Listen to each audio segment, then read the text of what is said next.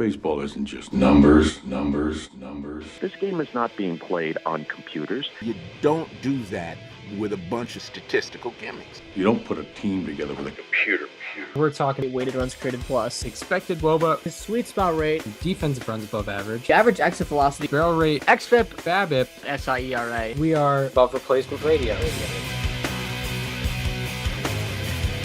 And welcome to Above Replacement Radio, where we're talking baseball kind of whenever. I'm your host, Chris Gianta. Over there on the other side of the screen is Daniel Curran. How you doing, Daniel? Chris, I'm doing very well today. It is, I would say, a very bittersweet day. I don't know about you, but Game 162 day is always like weirdly kind of emotional for me. I don't like the end of baseball season, and obviously it's not here, but and you know, my favorite team is still going, but I don't know, there is something unsettling about the fact that what 18 teams don't play another game until March. That's where we're at right now, but you know, that only means the best part of this year is yet to come, and that's where we are. The postseason begins on Tuesday.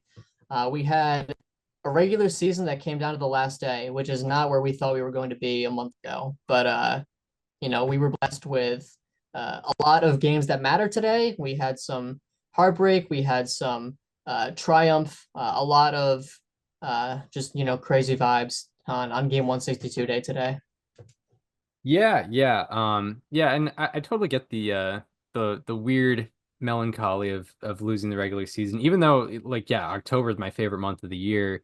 But you know, there's something about the everyday routine of when there's, you know, a 15 game slate, you know, there's races going on. You know, if you have if you enjoy watching like Paul Skeens pitch, you know, guys like that are no longer, you know, playing or anything. But yeah, it is a bit of a bittersweet feeling. But yeah, I mean, we're coming up on, you know, like my favorite week of the year. Like anytime there's 4 playoff games in a day, it is absolutely beautiful. We used to only have that like once a year, and now we get it at least twice, or at least 3 times, excuse me, because they do that in the League Division Series as well. But yeah, very, very exciting. And yeah, as you mentioned, what would have been a surprise had you told us this would happen, entering the month, you know, lots gets decided on the on the final day of the regular season. I guess most notably was the National League wild card race. We'll get to the AL wild card race because that was determined yesterday as of this recording. But yeah, the National League wild card race was determined today. Both teams who could get that spot today lost, and therefore the Cincinnati Reds were crowned at 83 and 79 as the number 6 seed and the number 3 wild card team in the National League. What were your thoughts on how this went down? Yeah, what a funny ending there, where first of all, like one thing that MLB absolutely gets right is every game at the same time on Game 162 day. Like every game is at 3 p.m. Eastern, 12 p.m. West or Pacific time. I love that everything's going on at the same time, because there was like a 20-minute span today where like something big happened in every game that had playoff implications, and that was really cool. But yeah, it was quite the weekend. Like the Reds, you know, you could have told me, yeah, they go 3-3 and sneak in. I would not have guessed the route that they got there. They lose a series to the Pirates. They go to Milwaukee, who is still playing for something for basically half the series, and they go take the first 2. They lose the last one when it doesn't matter for them. But it is crazy. It is what a year it was for Cincy, or has been, I guess. You know, 80. It's funny because for so long we've talked about how the AL is the league that sucks, and the NL is just so much better. And meanwhile, the Reds are the one backdooring their way into the playoffs with an 83 win season, and the Mets are the ones missing it. Yeah, right, exactly. Yeah, I think, you know, maybe the NL top 5 has a stronger argument for than the AL top 5. But yeah, no, it wasn't, yeah, we didn't really see it going this way. It looked like the Mets were going to be in the playoffs for most of the year, even when they were really, really sliding. It still felt like, yeah, they're gonna find their way in at some point. I mean, it'll this streak will eventually stop, but they never really caught their footing, unfortunately. In their final 50 or in their final 56 games, they went 21 and 35.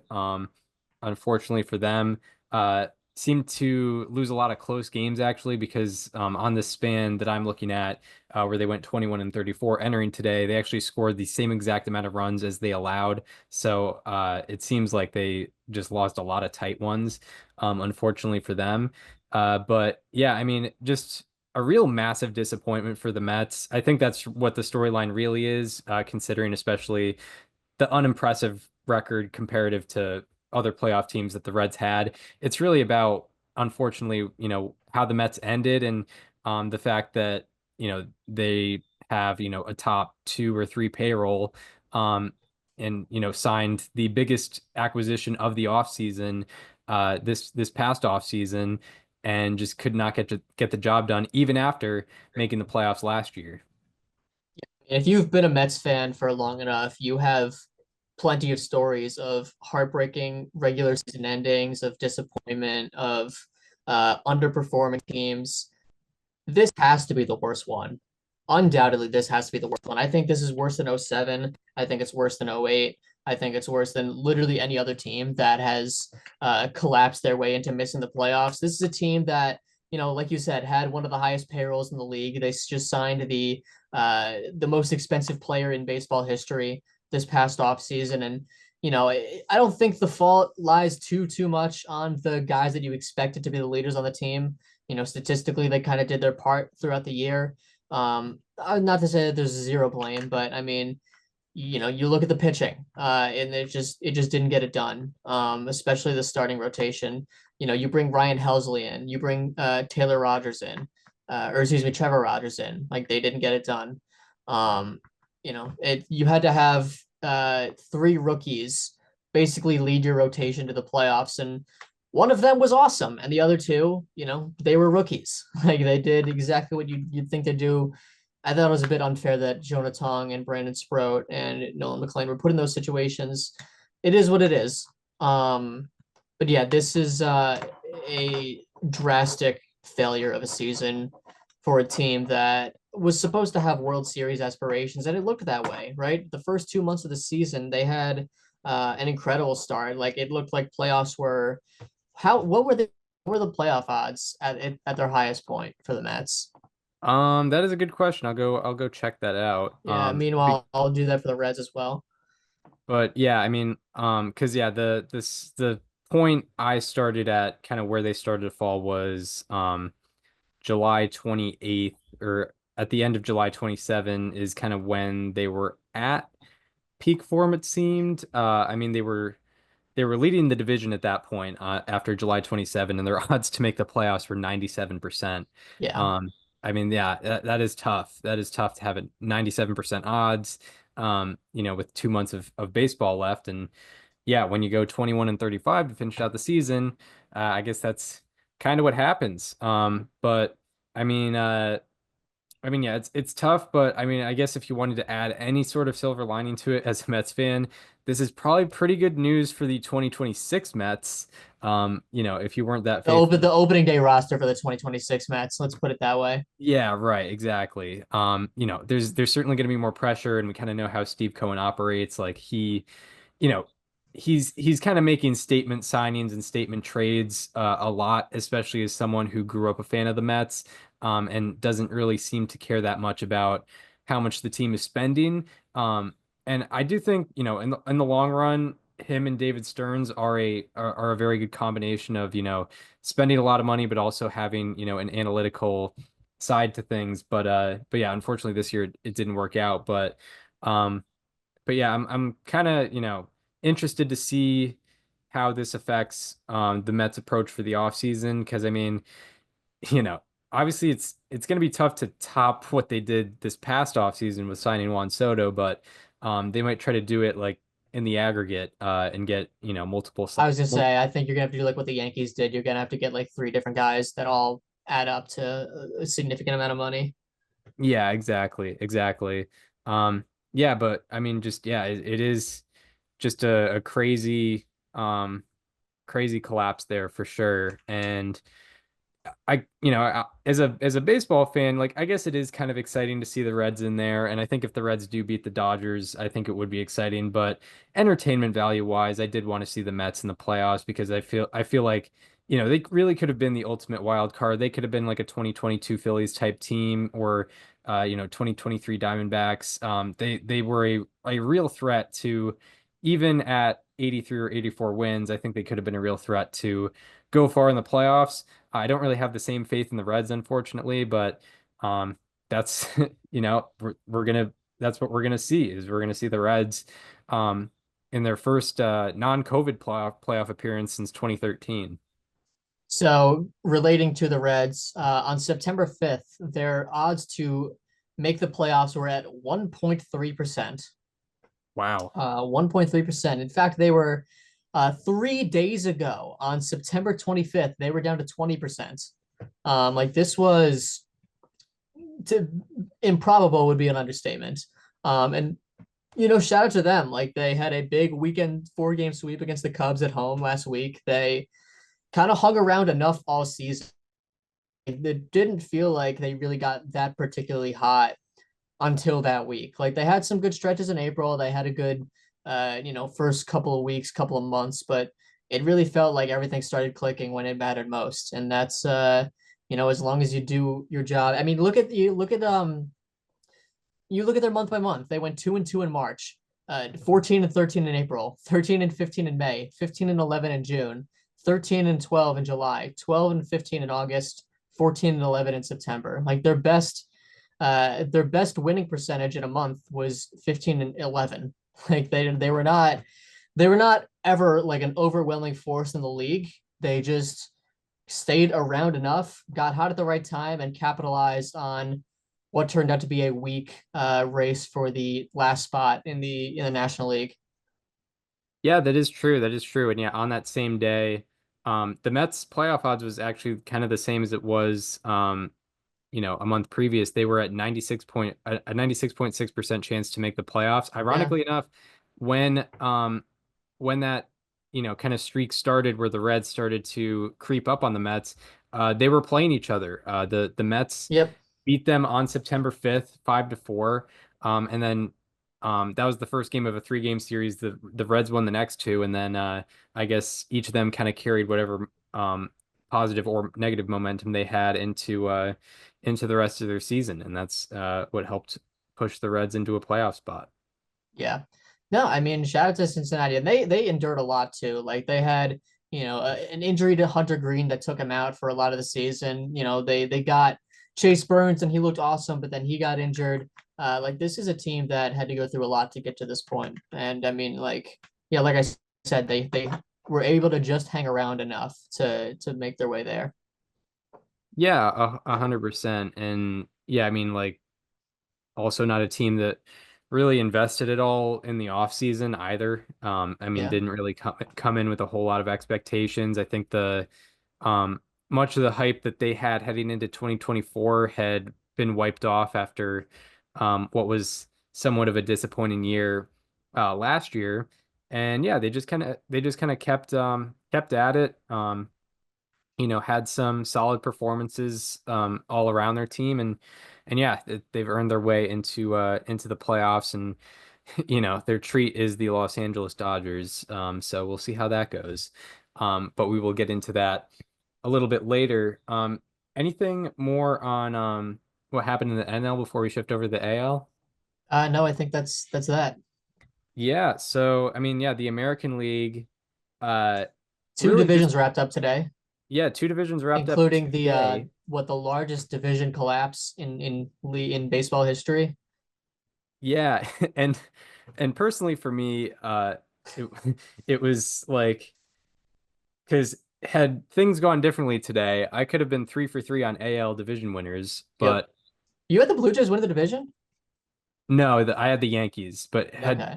had things gone differently today, In um, two different ways. Okay. yeah, they yeah, I would have been 3 for 3 instead.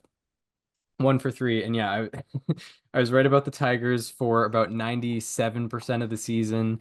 And last year, I labeled them a fake sleep or That's what right. fake sleeper team or not Like a trap yeah, sleeper team yeah. that I thought like people would get excited about, but they wouldn't end up meeting the optimistic people's expectations.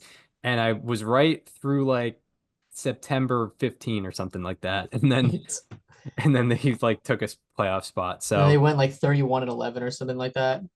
yeah, so whatever I think about the Tigers next year, I won't be confident about how that's going until the season actually Well, you'll ends. be confident if they start out by proving you wrong. Yeah, actually that is a good way to Yeah, look at it. Yeah. yeah, So watch out for that. Yeah, exactly. Um, but yeah, so the two divisions wrapped up. And the Guardians really just kind of came in and ultimately took the Astros out of the playoff race is kind of what it was. Took the Tigers out of a division spot, but not, considering circumstances, not the biggest deal in the world. They're going to be end up facing each other. It's just a matter of location, which yeah. obviously you'd prefer to be home, but Tigers kind of lucked out that it ended up being the Astros being kicked out instead of them. But yeah, what did you think about how it went down in the American League? The randomness of guards ball is so funny to me. They clinch a postseason spot Saturday night with a walk-off hit by pitch, which is which is a Guardians thing to do. And then how do they follow up the next day? They didn't win the AL Central by winning. Like the Tigers lost first. So no matter what happened in today's game, they were going to win the AL Central. But just as a cherry on top, they give up a 3-run home run in the 10th inning. They score a run and then hit a Brian Rocchio walk-off 3-run home run off the foul pole. So you genuinely never know what you're getting with this team, which is why they scare me in October because they might get swept by the Tigers. They might go to the World Series. Like I have no idea what's going to happen with this team. Yeah, it's ridiculous. And out of curiosity, because I looked at the reference page just now, and they've finished the season with a negative run differential, and I'm Yeah, curious. they won by Uh, 2, or they won by 1. yeah, they won by one, and Yeah. heading into today, they had a -7. Oh yeah, Um, no, not even close. They went to extras and it was at home, so that's literally not possible that they could have made it positive or even a net zero. yeah, I mean, like, you know, um, and it makes me wonder how many other division winners in history have had a negative run differential. John Boyce had the graph somewhere in the Mariners doc, I think towards the end of it. All right, Although I'll that to have be to I'll have to yeah. check that out sometime. But Yeah. I assume it's very, very rare. I assume like less than 1% of division winners in history have had a negative run differential. But I mean, I would imagine it definitely didn't happen pre like division series, yeah, right, exactly. like pre 90s expansion. Yes, exactly. Because like Pre if you were playing in a 16 or 8 team league or whatever, like yeah, there's no way you could get away with that over the course of a full season. Yeah, I think the 1910 A's had a very good run differential, considering Yeah. all the competition they had to defeat. Um, yeah, it would be funny though if like 1914 Braves. That would what was the 40 or the 44 Browns? That's the team Yeah, that would have done it. they were just like 40-12 in one run games. Right. Uh, that is a good question. Yeah. What did the 1944 Browns do? They Because they that were was kind of on par. They outperformed the Pythagorean by one game. yeah, no, they did. Um, but but yeah, guards ball is pretty crazy. I mean, sick bullpen. Yeah. That's really it.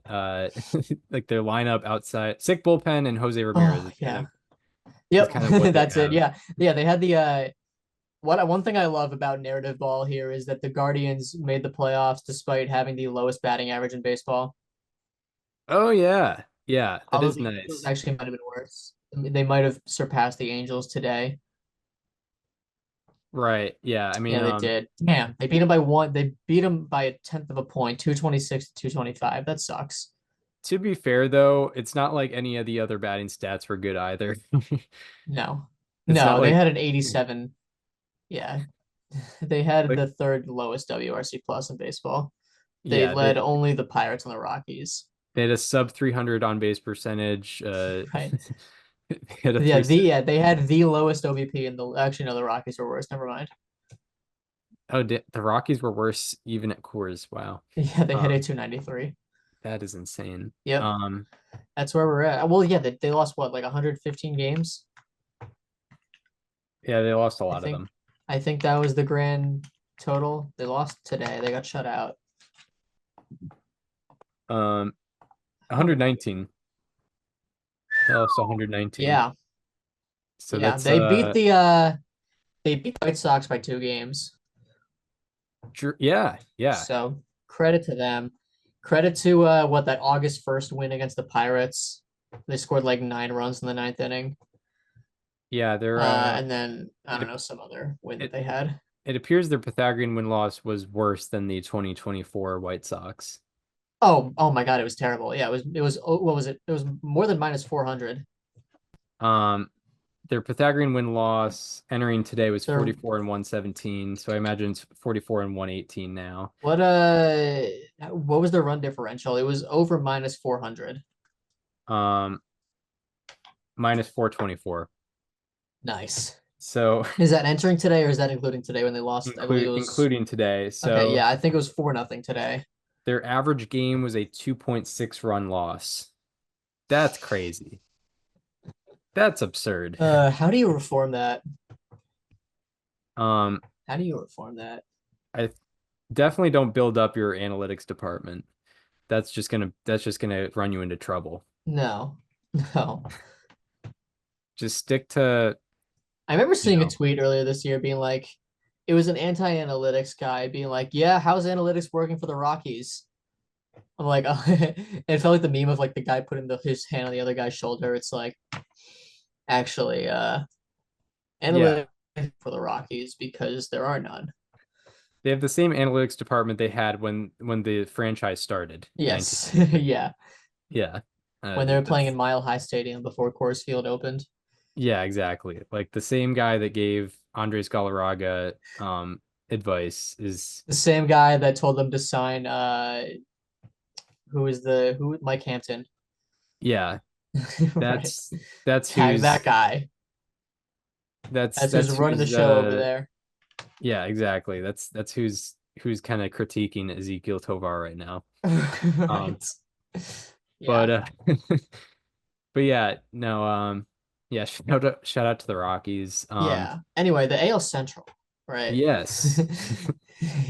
Yeah. This is I don't think you can really put out a full judgment of the Tigers until the series ends because I feel like if they beat the Guardians, all is forgiven.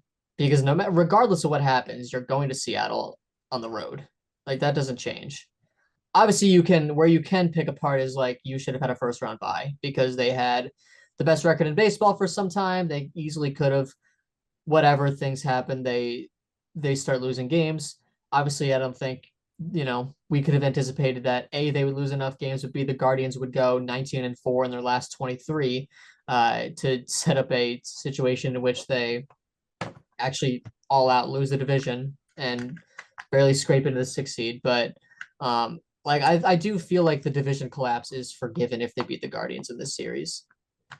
Yeah, I totally agree. Like I think this was like in a situation where they had to blow the division, this was the best case scenario for them. Yeah. Is facing the team that they blew the division to because I mean, yeah, if they just beat them, it's total redemption and yeah, I mean, The Guardians fans will never remember it. right, Or they'll exactly. never want to remember it. Like you can shut down this nightmare of a 2 months real quick. Right, yeah. And as you mentioned, you're either way you're going on the road to Seattle and like and you know, in like kind of looking at the longer term picture, obviously they kind of blew the opportunity to get a bye, but you know, we knew in the first half they were due to regress a little bit. Yeah. We did not think that they were gonna, at least take on the one seed. The two seed was gonna be in question for them. But yeah, it ended up that they didn't even get the division, which was a surprise to us.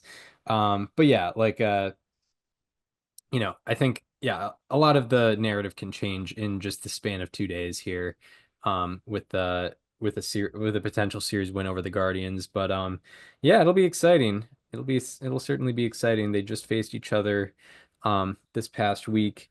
But yeah, I mean, I think the I big think news. Or yeah, do you go think ahead. Steve do you think Stephen Vogt made like a real I know that we don't really care about this, but I think it's worth asking. Did Stephen Vogt make a real case for himself to win manager of the year with this month of September? Because I think pretty clearly it was going to John Schneider or maybe Dan Wilson beforehand. Uh, I think Stephen Vogt might he already won it last year, which is tough, but like I don't know that kind of comeback to win your division when you lose your all-star closer to a scandal and you lose one of your starting pitchers and you have the worst offense in the league and yet you were able to find a way to get this team to the playoffs. Like I think there's an argument to be made for sure. Yeah, I certainly think that the awards being voted on tomorrow helps him out. 100% because the recency bias, the last thing you're going to remember is this incredible comeback. Right, yeah, exactly. I mean, I think back to like the main thing I think about when I think of like recency bias um in the award voting is the 2022 Manager of the Year voting when it went to, Brandon Hyde, the Orioles went from 52 wins to 83, but they didn't make the playoffs. But the Guardians, they went on a crazy run in September and won the division, kind of stole it from whoever was leading.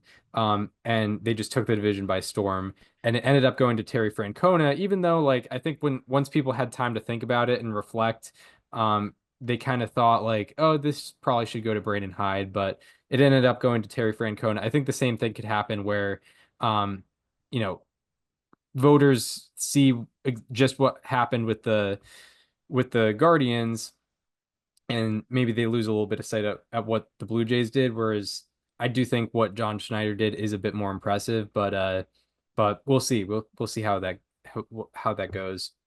Yeah, no, it is crazy. It is a crazy thing that happened there in Cleveland, Ohio. Um, but Yeah, yeah, I mean I mean we the we talked about the playoff odds. I think what was it last episode? I think probably their division odds were like 1.3% at some point in September. Um, they were probably worse than that in like July. it could have been worse. Yeah. Well, July 8th was the date um when they were 15 and a half back. So I should go back to that. I'm looking Um, at it right now. It was 0.3%. It was 0.1% on July 8th. Yep. wow. It was the Tigers were at 99.9. Actually, that's a lie. They were at 98.9. The Royals, uh, and maybe even the Twins had a better chance at that point. Yeah, the Twins actually did have a better chance at that point. Remember when the Twins were like supposed to be competitors? Who had that? Who said they would win the division? Yeah, I mean, I think we're above that. Yeah, no. Oh, here's one. It was literally zero point 0.0 on August 25th. All right. It actually flatlined with Yeah. a little over a month ago. They were like, no shot. Genuinely not a single chance. The the optimist in me has to think like that could be 0.04% and No, it's it rounded it down. has to be. I think it Yeah. rounds down. There's no way they could actually. I don't think they could do that. Yeah, they didn't do the '05 Astros gravestone on the newspaper. Yeah, they never did that. Do you know the highest odds the White Sox ever had to win the division throughout the season? Was it 0.1%? Yep. On the last time they had it was April 5th, the second Saturday of the year. They were like, you know what? There's a chance. I don't know what their Yeah. record was at that point. Shout out to the White Sox and Nationals going at it this weekend. I mean, that was a Yeah, really relevant yeah. series. It was the Nationals play-by-play guys like retirement series. That was like Oh, that really? I had no idea. yeah. Bob Carpenter, the guy, he's been broadcasting the Nationals on mass and or whatever whatever the network has been through their entire time in DC. I think he literally started in '05. Yeah. Today. So he's the guy that says "see you later" on all the home runs. Yep. That guy. Yep. Yeah. You know him. You've heard him. Shout Yeah. out to him. We'll miss that. But yeah, the White Sox, shout out to them. They won today, right? They almost threw a perfect game. Oh, By the way, wow. no hitters this entire season. Yeah, they improved their win total by 19 this year. So Yeah, that good. is that is good for them. Shout out to Will Venable.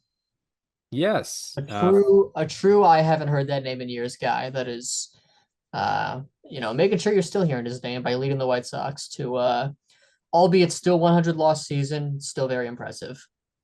Yeah, I think I literally described him in our last draft or something like that. Or no, the second to last draft, the second I haven't heard that name in years draft, Yeah. and I was like, Will Venable brings me back to like a July morning in 2012 when it's my third time watching Quick Pitch because I think MLB Central doesn't exist yet and it's just reruns of Quick Pitch and I just Dude, I remember when MLB Central started. when was it It like was was it like 2015, it was 2016? either 15 or 16. I think it was 15. But I Yeah. remember I remember like the first day that it aired. But yeah, like I think of It debuted on opening day. I know that. It was April 6th, 2015. but yeah, it would be like 10:40 a.m. On a July morning. I got nothing going on. I'm like 11 years old and Heidi Watney's talking about a Will Venable double that just happened against the San Francisco Giants. This is a true like real ones remember. This isn't even MLB related, but it's similar. Way back in the day, probably like 2012, 13, maybe even 14. Before like this is before I transitioned from ESPN to MLB Network. There was a show that aired before the first airing of SportsCenter called Highlight Express, and it aired probably like 5 a.m. and then SportsCenter would air at 6 or whatever. And I remember like during a summer day, like I randomly woke up early and just went on my iPad, just decided to start watching ESPN, and it was Highlight Express. That is pretty nice. Unfortunately, I'm not familiar with the lore, so I'm glad you dropped it on us. Yeah, let me look this up. ESPN.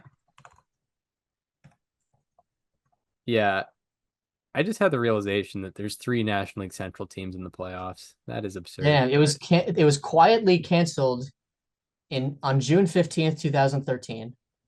That's sad.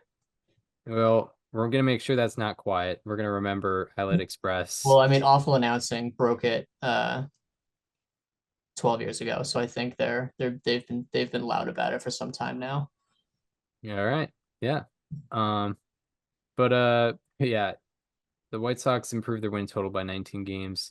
The Astros are not in the playoffs. That's pretty No.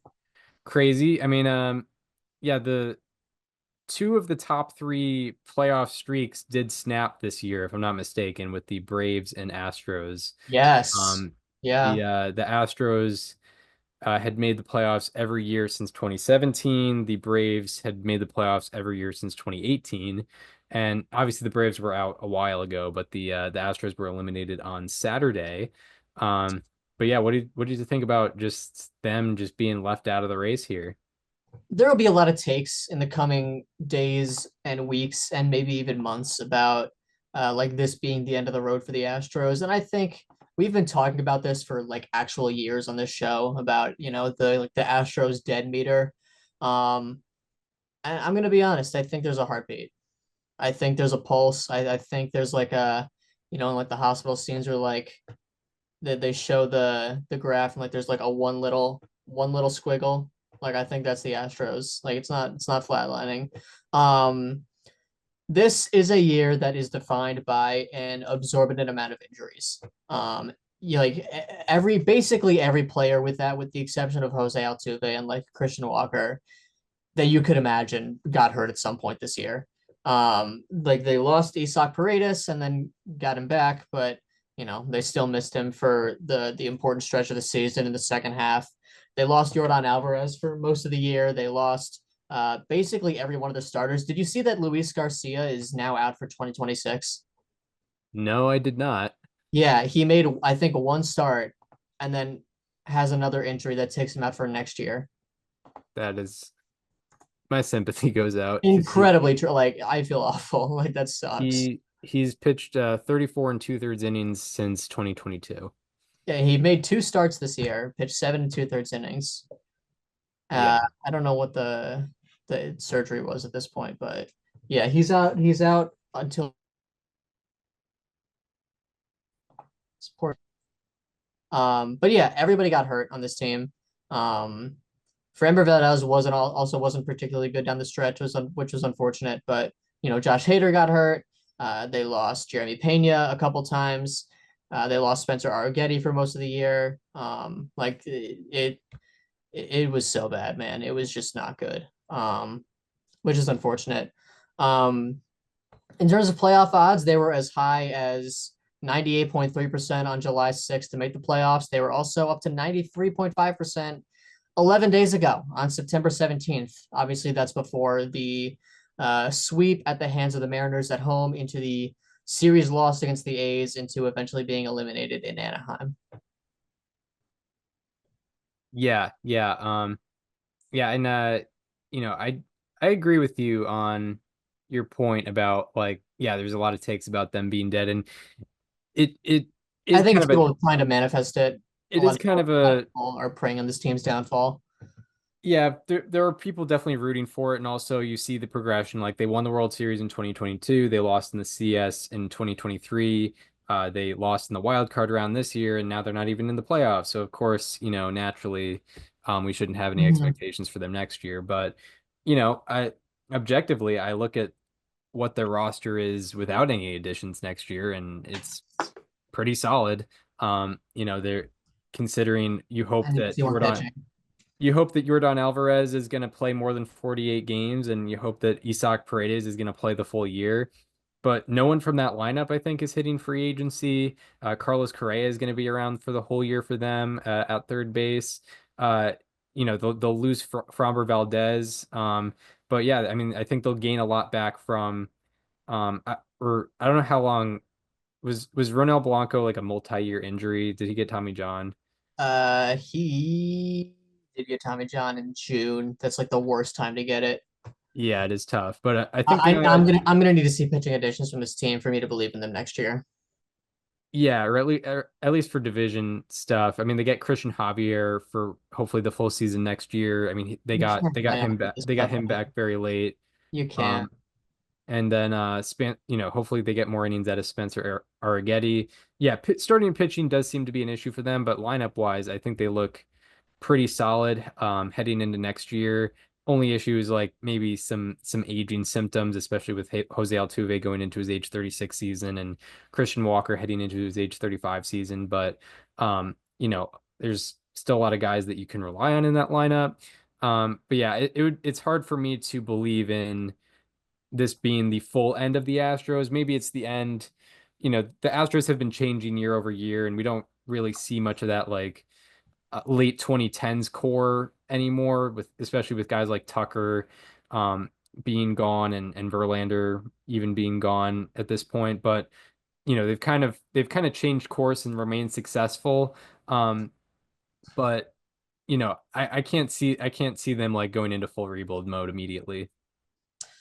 This is also a symptom, and I'll cut them a little bit of slack for this, but they have not drafted well since they became good, and they're not.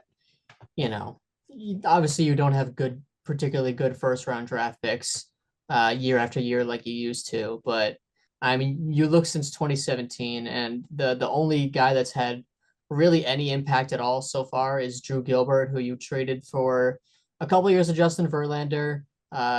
You did not get a World Series out of that trade. Um, and that's kind of it.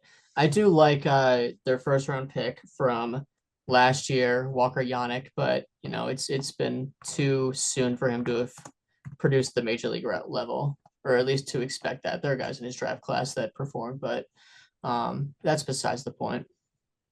Yeah, and they haven't had great draft spots, but on Fangraphs, the top farm systems are the Guardians, Dodgers, Rays, and Brewers, who Mhm. all have been Right. consistently making the playoffs over the last like half decade. Um, so like especially the Dodgers, like they would have plenty of excuses to not have a good farm system considering who they trade and the fact that they're drafting like 30th every year or close to that. But no, they're ranked second according to Fangraphs. Meanwhile, the Astros are ranked dead last, and I think that is something um that the people who want the Astros to be dead can actually logically and justifiably grasp onto is the fact that there aren't Nobody's coming to really save them from the minors. yeah, there aren't reinforcements. There isn't, they're not. Yeah, they're not getting reinforcements. There's no one coming from the minors is gonna like extend their window necessarily. Like everything, all the talent, most of the talent they have is on their major league roster, and that's only getting older or running out of service time or contract time. Um, so that is something that people who want to see the Astros be done can actually grasp onto. Like legitimately the best prospect they've had in the 2020s was a guy that they traded a franchise cornerstone for in Cam Smith, who, I mean, I think he should be very happy with what he did this year, obviously. Like this was his first full professional season. He was on the opening day roster, played for just about the whole year, not quite, but I mean, almost 500 plate appearances.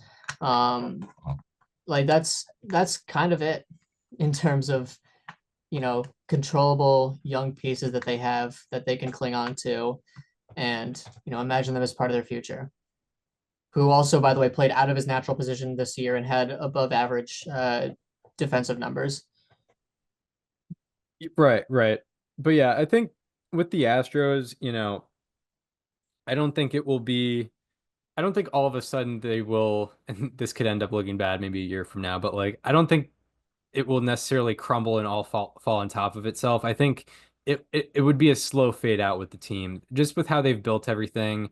Like there are a couple of older guys on the team, but they have invested, time and years of service. Like even just that Kyle Tucker trade, like they got a younger guy with more service time in Isak Paredes, who's worked out for them. Like unfortunately got injured, but had a good year for them in the time that he was on the field. Like they've been able to work things out and stay young enough to where they aren't gonna fully collapse. It's just yeah, their farm system, unfortunately, and their internal development has not gone super well.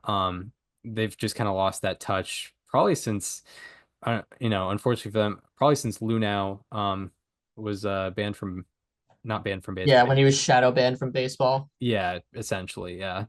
Um, yeah, I mean they fired what was it, Click, James or Yeah, was they it? fired James Click after 2022 of all seasons. Yeah, which was crazy. Brought in Um, Dana Brown. yeah, yeah. So yeah, that's kind of my thoughts. I think, you know, if they, if they miss the playoffs next year, maybe they'll be like around 500. I don't think they'll be like a last place team anytime soon. None in that division, no. Yeah, right. Do we want to talk AL East or like is it kind of self-explanatory? Like we'll get to the Blue Jays when they play at the Red Sox and Yankees, like about them. Yeah, I mean, I guess the Blue We should Jays, talk. We should talk about the Blue Jays for sure because I had them finishing last this year. This was such a make or break year. Like they give me 2019 Nationals vibes where it's not a perfect one-to-one, but it's like it felt like, man, this was a team that had such potential. They had all these guys. They never made it work in the playoffs. And this I think, it's maybe more like next year was supposed to be their 2019 type year where, it's the year after losing the face of the franchise, their free agency. That's how it looked at the beginning of the year. And I don't know if this year could have gone better for them. Like First of all, you retain Vladimir Guerrero Jr. You don't even have to think about him leaving in free agency. He's a Blue Jay for life. You get the 1 seed in the American League. Um, like Kevin Gosman, I know that they didn't pitch fantastic today, but like he very much returned to ace form when you need him to the most. Um, yeah, and you get the year that you've always wanted out of Springer. You get a resurgence from Bo Bichette. You get a bunch of guys in the bullpen with breakout years, whether it be Mason Fluharty, Braden Fisher, Brandon Little. Like you had a lot of impressive breakouts over there. Yeah, I mean there are parallels with the 2019 Nationals in that like the previous 3 seasons it went, one and done, missed playoffs in a disappointing year. And then this year would be, the 2019 season. Cause yeah, I mean like Nationals were one and done 2016, 2017, missed the Right. playoffs in 2018 and then won the World Series in 19. Blue Jays were one and done in both 22 and 23, missed the playoffs last year. And now they're in the 1 seed and they're in the driver's seat in the American League. So definitely good for them. I mean, I had them very far out of the playoff race as well. I had them in fourth. And I didn't really have any expectations for them. They weren't really on my radar as a threat to take the American League. My expectations are still not super high for them in the playoffs.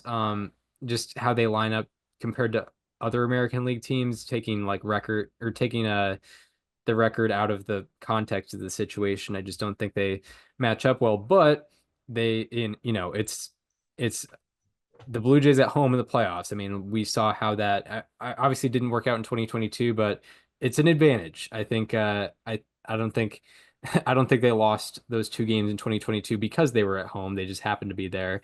No, It's it's going to be because two of their players both had season-ending injuries in one play, that that did and hurt also and them. also and also Cal Raleigh. Yeah, Cal Raleigh. Yeah, guys, Cal Raleigh was good in other years too. Yeah, I don't Uh, know if you like. I dude, the discourse is insane. There's a quote. It was from someone at MLB Network being like, "No, I like that. I like that. Like Cal Raleigh isn't spraying the ball over the field and like clogging up the bases and getting hits. It's like this is what he should be doing. It's like this is what he has been doing for years, and he's just yeah. doubling down on all the things he's good at.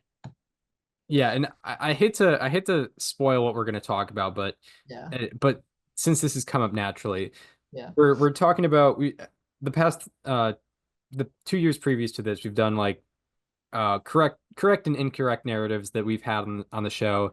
Before we did just individual, and now we have a couple collective ones as well because sometimes both of us will have the same take, but maybe it's unpopular in the rest of the baseball sphere. But because we're in our own little bubble, maybe we don't realize that like, oh, this is kind of unique because the rest of the baseball sphere doesn't have it. So we had Cal Raleigh in our top 25 overall players and the number one catcher in baseball, and most other publications or media companies just did not have that. And here's the thing. Here's the unfortunate truth. If Cal Raleigh did what he did last year, which was hit 34 home runs and win a platinum glove, we would still be right. And just no one would yeah. realize it. That's the infuriating part.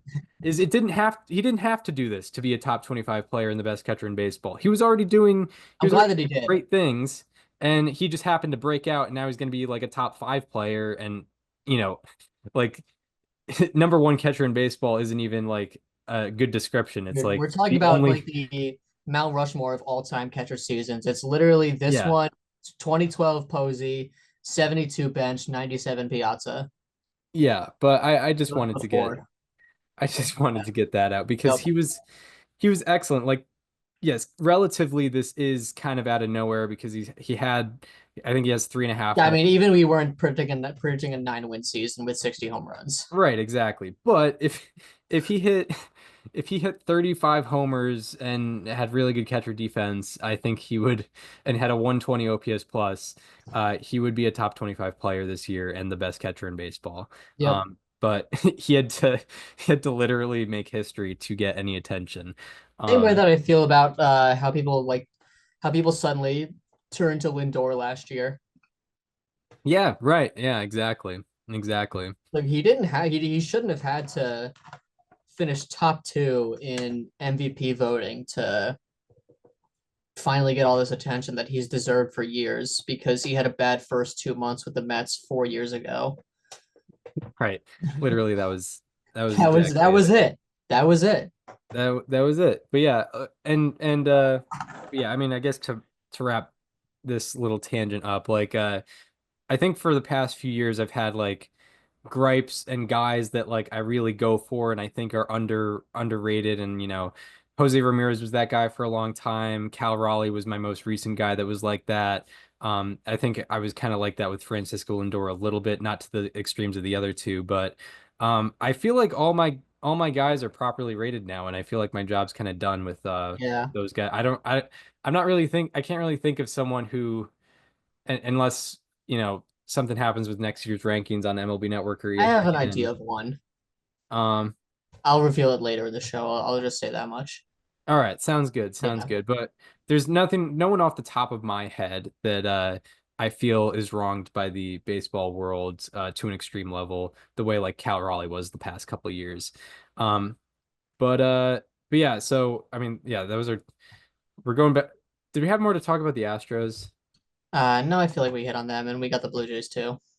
Oh yeah, yeah, we were talking about the Blue Yeah. Jays. That's right. Yeah. Yeah, yeah. Shout out to the Blue Jays. Yeah. Very cool.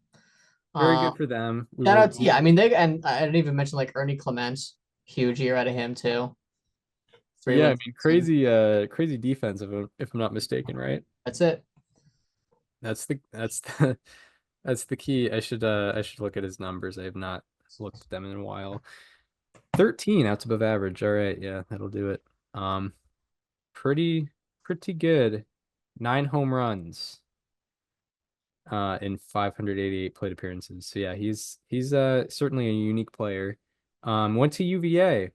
Shout Yeah, out he did. Charlottesville. Yeah.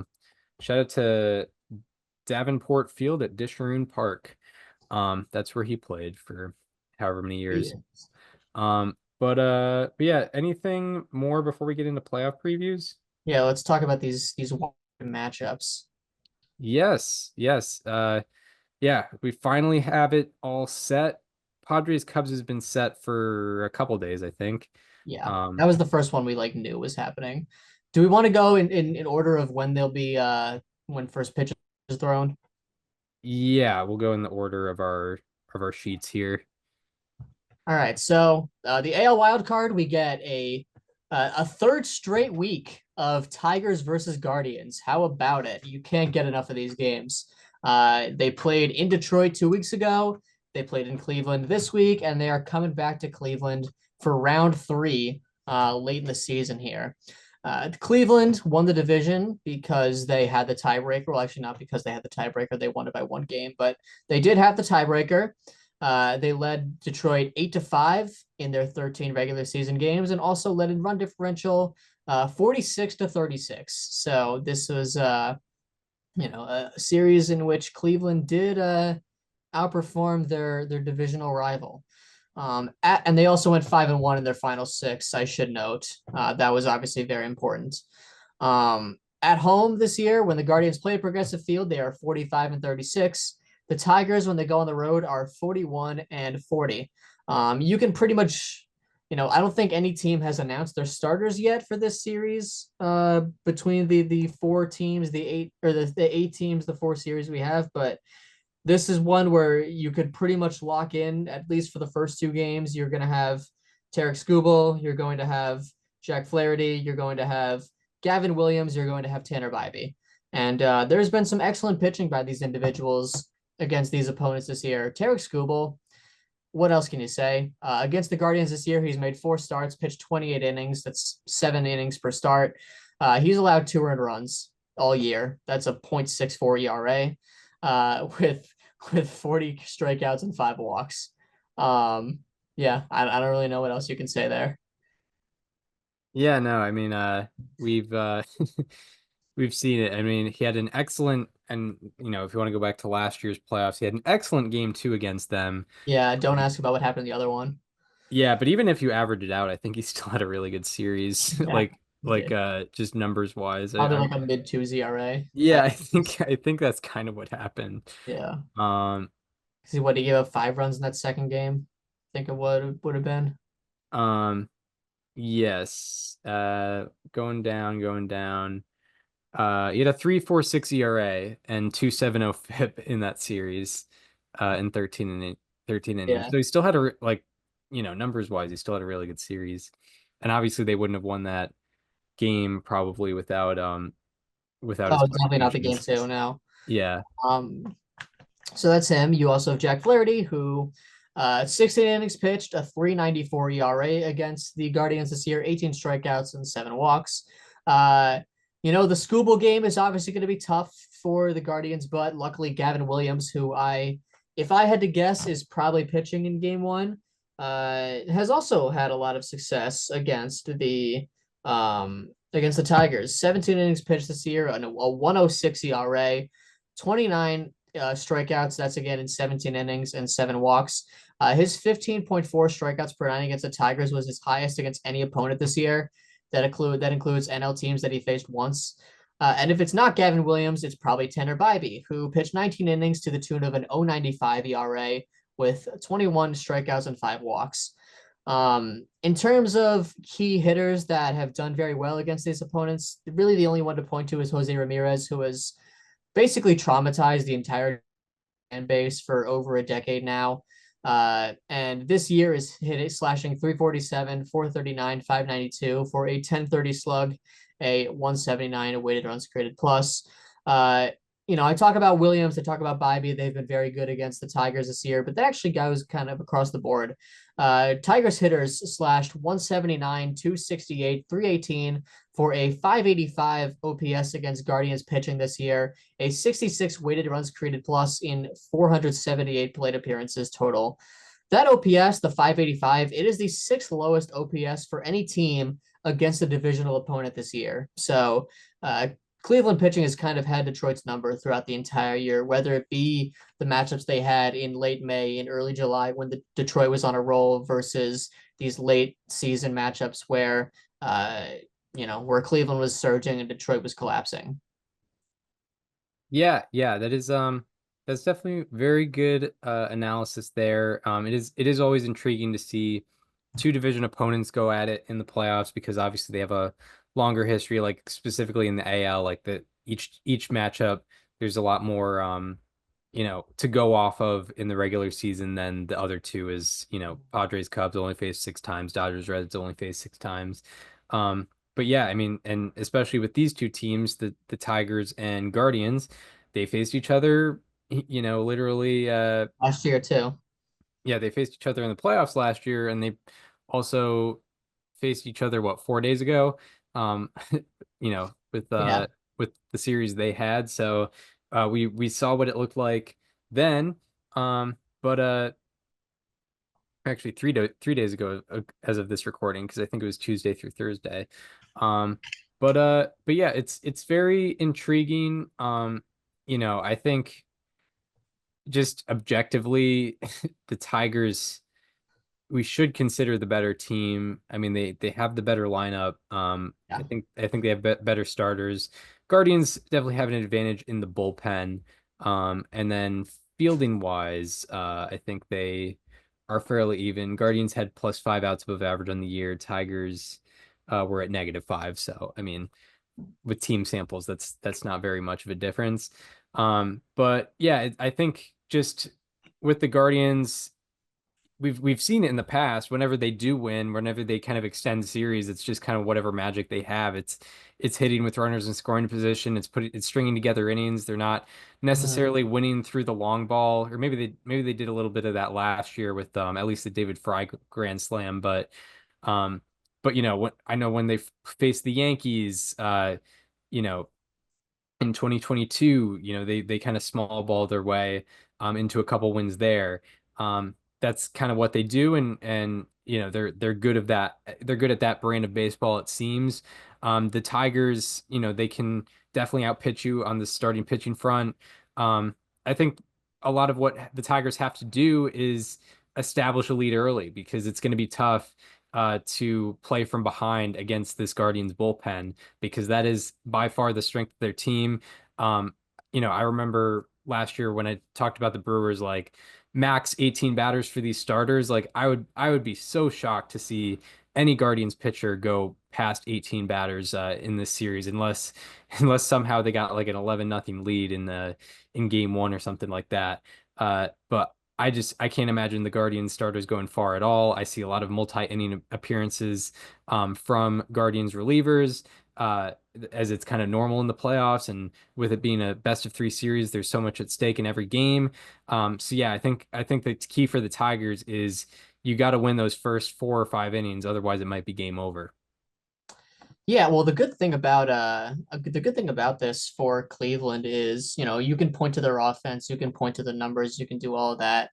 They don't have to hit. If the pitchers just do what they've done against Detroit all year, they can literally just BABIP their way into 3 runs and be fine.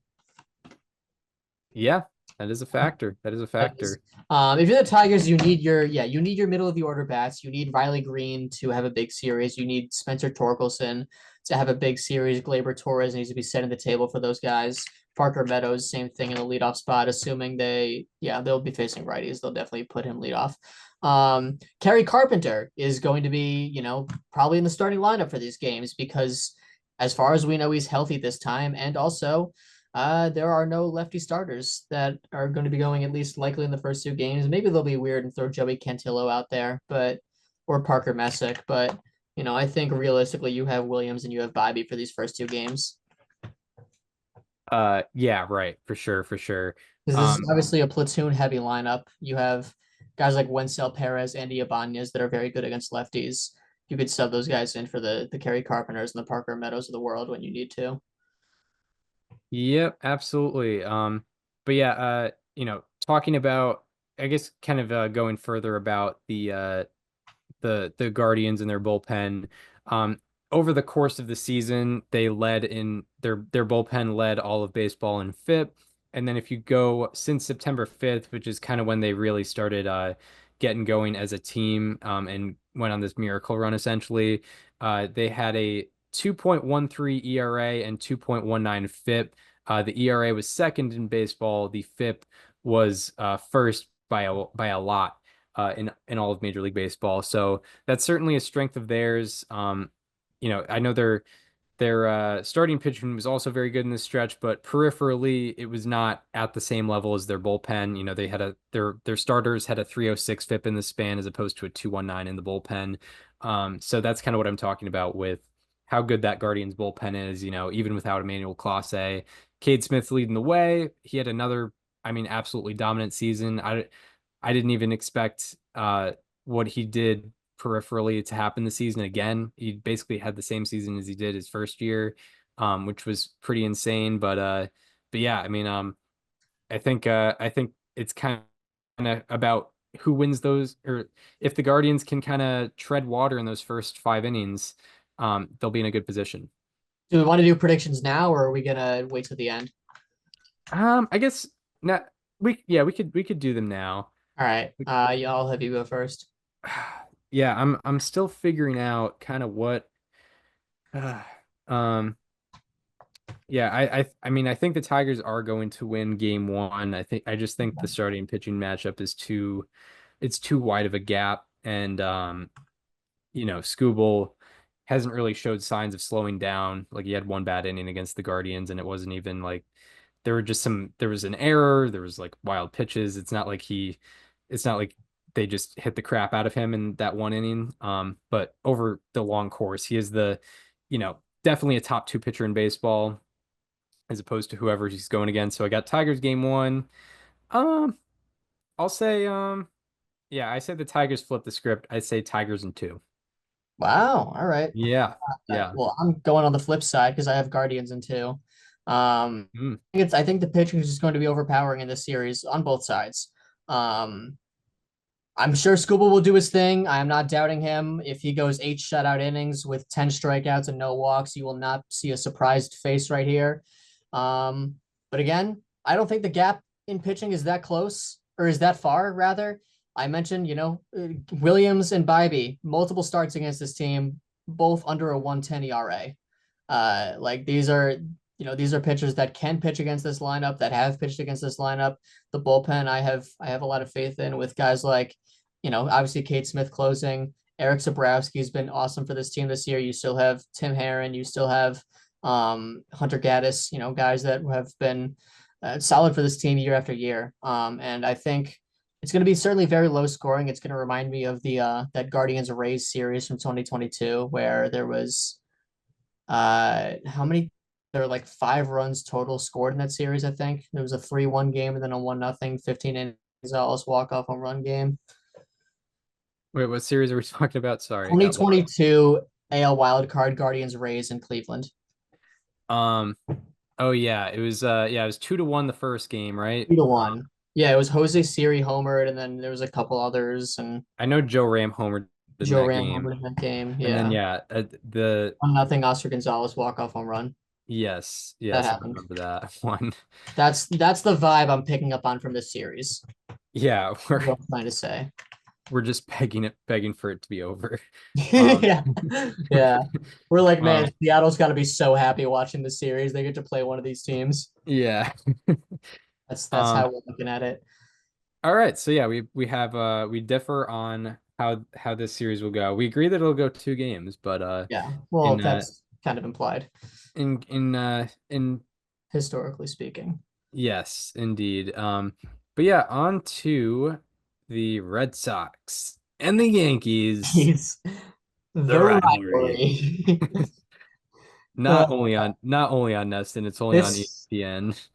I don't know if it's just me. I don't feel like I'm sure I will feel it by Tuesday night. I don't feel like the vigor of like we're playing the Yankees uh as a Red Sox fan ahead of this series. I like 2018, I was in high school living in New York and I felt like if they lost that series, I would have to go into hiding. 2021 was the only one in which I was actually, in friendly territory. I was living in Massachusetts at the time, of course. That was a 1 game wild card, and it felt like I don't know, like I did. I definitely felt a lot more nervous for that one. This one, I definitely feel, some nerves, but it feels like there is a lot less to lose in this series as a Red Sox fan. I totally get what you're saying. I think part of it is like with this Red Sox team, like all it seems like all the major contributors for them like just showed up. Like Yep. it doesn't feel like there's any history, whereas like 2018, Betts had been facing the Yankees for a while. Bogarts, um Chris Sale had been on the team a couple of years. There were experienced guys. Maybe if Devers was still on this team, I would feel a little bit more, but obviously Yeah. he's in San Francisco. But yeah, like even like compared to the 2021 team, I don't think there's anyone. Yeah, I don't think there's anyone. Garrett Whitlock is the only. Yeah, right. There's like one guy There's from the exactly one 2021. guy from the 2021 roster that's still here. Yeah, Um, from the 2021 playoff roster. Like Duran that played and it's big like for one, regular season for games, one, but the Red Sox don't have their best player in Roman Anthony, and mhm. also like this season to me is supposed to be like the first of many competitive teams that is a World Series contender. Like if they don't get it this year, there should be plenty of other years beyond this one. Where for the Yankees, this is like year 8 of their window now, and they're still seeking that ring. Right, exactly. Yeah, there's a lot more. There's a lot more pressure on them for sure. Yeah, as a Red Sox fan, it's hard to feel that because like they Don't should get be me under. wrong. I don't get me wrong. I still, really want them to win, obviously. Yes, for sure. And Yeah, I know I work with a bunch of Yankee fans now, so like I don't know what the vibe is going to be like because I think we're all like I don't know. We don't really trash talk that much in the office, to be honest. We're all very nice people. yeah, Definitely not what it's supposed to be, but that's just what it is. yeah. It does. Not to get on another tangent, but like I remember, like as even just as a like small child, like, oh, you better not wear the Red Sox gear in New York. You're gonna get killed for that. It's crazy out there, and it's like, Yeah. I don't know if it was ever like that, but like it was In, always so in Albany, New York, exaggerated. it was never like that. Yeah. Oh, because Albany is like relatively equidistant between Boston and New York. Right. Yeah. It's like another Connecticut. Yeah. Um, Right. with Yeah. Red Sox and Yankees people. Here I am. Here I'm like closer to the Phillies than anyone else. Yeah, yeah, yeah, Pennsylvania State border is like 10 minutes away. yeah. It's a strange place to be in. Yeah. I'm in Nats country, Yeah. which Oh, yeah, hasn't been a lot of exciting things in the last couple of years for them. no. But I guess I'll intro Yeah, go the right notes ahead. here. Season series, Red Sox dominated. Not that it really ever carries over, but Red Sox did dominate the season series. They beat the Yankees 9 times, lost 4 times. They had the run differential 66 to 51. Um, and the Yankees, of course, will be hosting the series all 2 or 3 games, depending on how it goes. They went 50 and 31 at home. The Red Sox on the road went 41 and 40. They were definitely a better home team than road team. And yeah, Garrett Crochet got his fair share of innings against the Yankees, and he went 27 and a third with a pretty respectable 3.29 ERA. Very good strikeout to walk ratio with 39 strikeouts and 4 walks, and also did allow the long ball a little bit more than usual with 5 home runs in 27 and a third innings pitched. Brian Bayo had very good, definitely result stats against the Yankees, definitely good on the surface stats with 19 innings and a 1.89 ERA, 17 strikeouts and 7 walks. Probably get out of a good amount of jams, and he's certainly going to have to do that um, on Wednesday if he goes then. And then Max Fried faced the Red Sox a few times. He had a 1.96 ERA and 18 and a third innings pitched with 22 strikeouts and 7 walks. Carlos Rodon struggled a little bit against the Red Sox in his what I would assume would be 3 starts with 15 and 2/3 innings pitched, a 5.74 ERA, 12 strikeouts and 10 walks. Definitely walked a lot of guys for whatever reason. Maybe it was just a bad few starts for him, or maybe the Red Sox were just reading his pitches very well. And then batter wise, Carlos Narvaez really struck well against his old organization. He slashed 270, 438, 541, 978 for a 172 weighted runs created plus against New York. Alex Bregman, meanwhile, went slashed 375, 424, 500, 924 for a 154 weighted runs created plus against the Bombers. Jarren Duran struggled against the Yankees with a 593 OPS and 66 weighted runs created plus, while Rafaela did even worse. Ceddanne Rafaela did even worse with a 446 OPS and 27 weighted runs created plus against the Yankees. And Aaron Judge dominated the league this year, and he did not stop. With the Red Sox, he slashed 286, 375 at 633 for a 1,008 OPS and 174 weighted runs created plus. He actually did worse against the Red Yeah, Sox. yeah, we held the Red Sox held him to just barely over 1,000 OPS. Yeah. So I mean the Red Sox are doing great against Aaron Judge. TOPS plus 90. He only has he only has a 1,008 OPS against the Red Sox. I can't say he's Well, doing that actually, I'm well. curious. What's the TOPS plus looking like? We should look at that for sure. I'm Um, on it right now. You can continue with the notes. I'll have it after this. But yeah, Jazz Chisholm definitely had the Red Sox number. He slashed 317, 356, 610 for a 966 OPS and 164 weighted runs created plus against the Red Sox. While Cody Bellinger did not have the Red Sox number. He had a 577 OPS and 64 weighted runs created plus. Yeah, Aaron Just Judge, take a guess. his TOPS plus against the Red Yeah, Sox, yeah. like 87. 74. My goodness, He that's was that is he had a 1,008 OP. This is like college baseball league adjusted numbers. He had a 1,008 OPS and was 26% below his own average. That's that is so cool, dude. That is so sick. yeah, but what he's doing this year is not really that special. he had a 1672 OPS against the White Sox and it was a 188. Yeah, but like we've seen this. We've seen it. Yeah, Like, well, the other guy, he's doing something no one else has ever done before. right. Yeah. This is par for the course, you know? How many teams did Judge have 1,000 OPS against this year? I mean, yeah, if he Hold he on. I'm sure he missed maybe one or two teams, like a National League team in He the. missed actually quite a few National League teams, but it's not. Um, but I mean, they're all like there's a 960, there's a 923, there's an 886, and there was only there were only five teams where it was below 800. Yeah, The what I was Pirates, saying is I don't know if he faced all 30 teams because of that one no, injury. And no.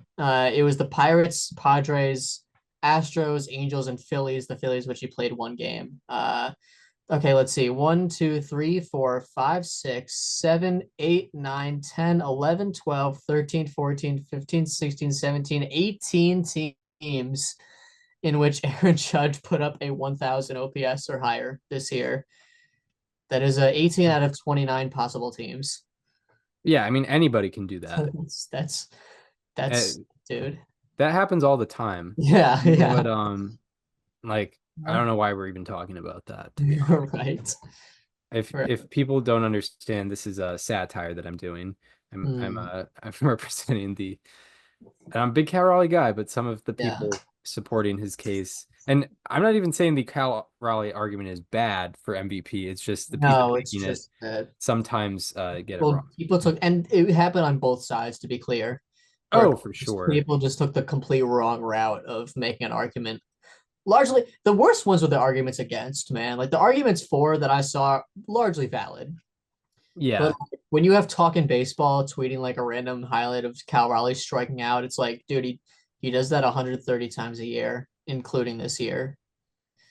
Yeah. And Like you've never Judge, seen Cal Raleigh before. And Judge, Aaron Judge, known for his famously, yeah, contact. famously, Aaron Judge, always a guy that doesn't strike out. Yeah.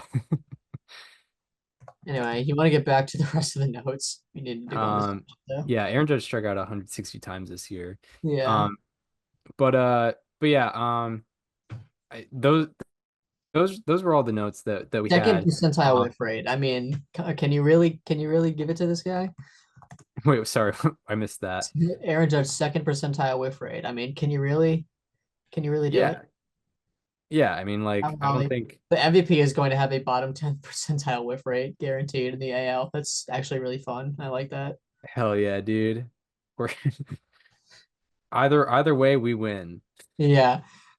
So Honestly, the biggest reason I want Cal Raleigh to win MVP. I'm not saying I want one or the other, but my biggest case for wanting Cal Raleigh is just to make everyone upset with about a 247 hitter winning MVP. it would be pretty nice. I It would like be the pretty nice. molding on. Oh, give it to me. I need it. It's not going to happen. It should go to Judge, but Yeah, it right. was so sick. Shout out to Judge, just like I still think absolutely. it's like entirely possible they give it to Cal. I think I don't know. We'll have more Totally. discussions when the time comes. Yeah, I feel like we were never gonna discuss it today, but it's been so hot in like the baseball Yeah, sphere this past week that it just had to leak over into the episode, and yeah. I think we've gone about it in a good way. Um, but yeah, the Red Sox and the Yankees are playing each other, and it's gonna be pretty fun. Maybe they're gonna have a bench clearing brawl in the middle of it, It'd be like really back in funny if they did that. You 2003. said that. Yeah. You know, you know, uh, I know that who's on this team. I know Steven Matz has a long feud With with the Fernando Yankees. Cruz. Yeah. 2 month tenured Red Sox player Steven Matz is just gonna come out and Swing. brawl He's with gonna these take. I guys. think he's swinging at someone for sure. Yeah, I mean, like, watch out. You know, I'd say Judge, watch for your head, bud, Yeah. because All I'm Steven saying is Matz. bring metal detectors into the through the player entrance. Oh yeah, because yeah, he's not gonna stop at the baseball. Yeah. No. Um, but yeah, I mean, it's the Red Sox are definitely the underdogs. I don't know what the betting odds are, but I feel like the Yankees I think are the it's better good if team the as it Yankees. stands. I Yeah. think even if Roman Anthony was healthy, I think the Yankees would still be the better team overall. Okay. And I mean, yeah, they were. If the Blue Jays lost today, or did the Yankees win today? I They forgot. did. Yeah, if the Blue Jays lost today, they would have won the division. Yeah. But yeah, what's And they kind of would your have had the outlook best record on? in the AL. Actually, I mean they basically did have the best record in the AL, right? Like They did. they They tied with shared the it. Blue Jays. Yeah. But yeah, what's kind of your outlook on what the series is going to look like?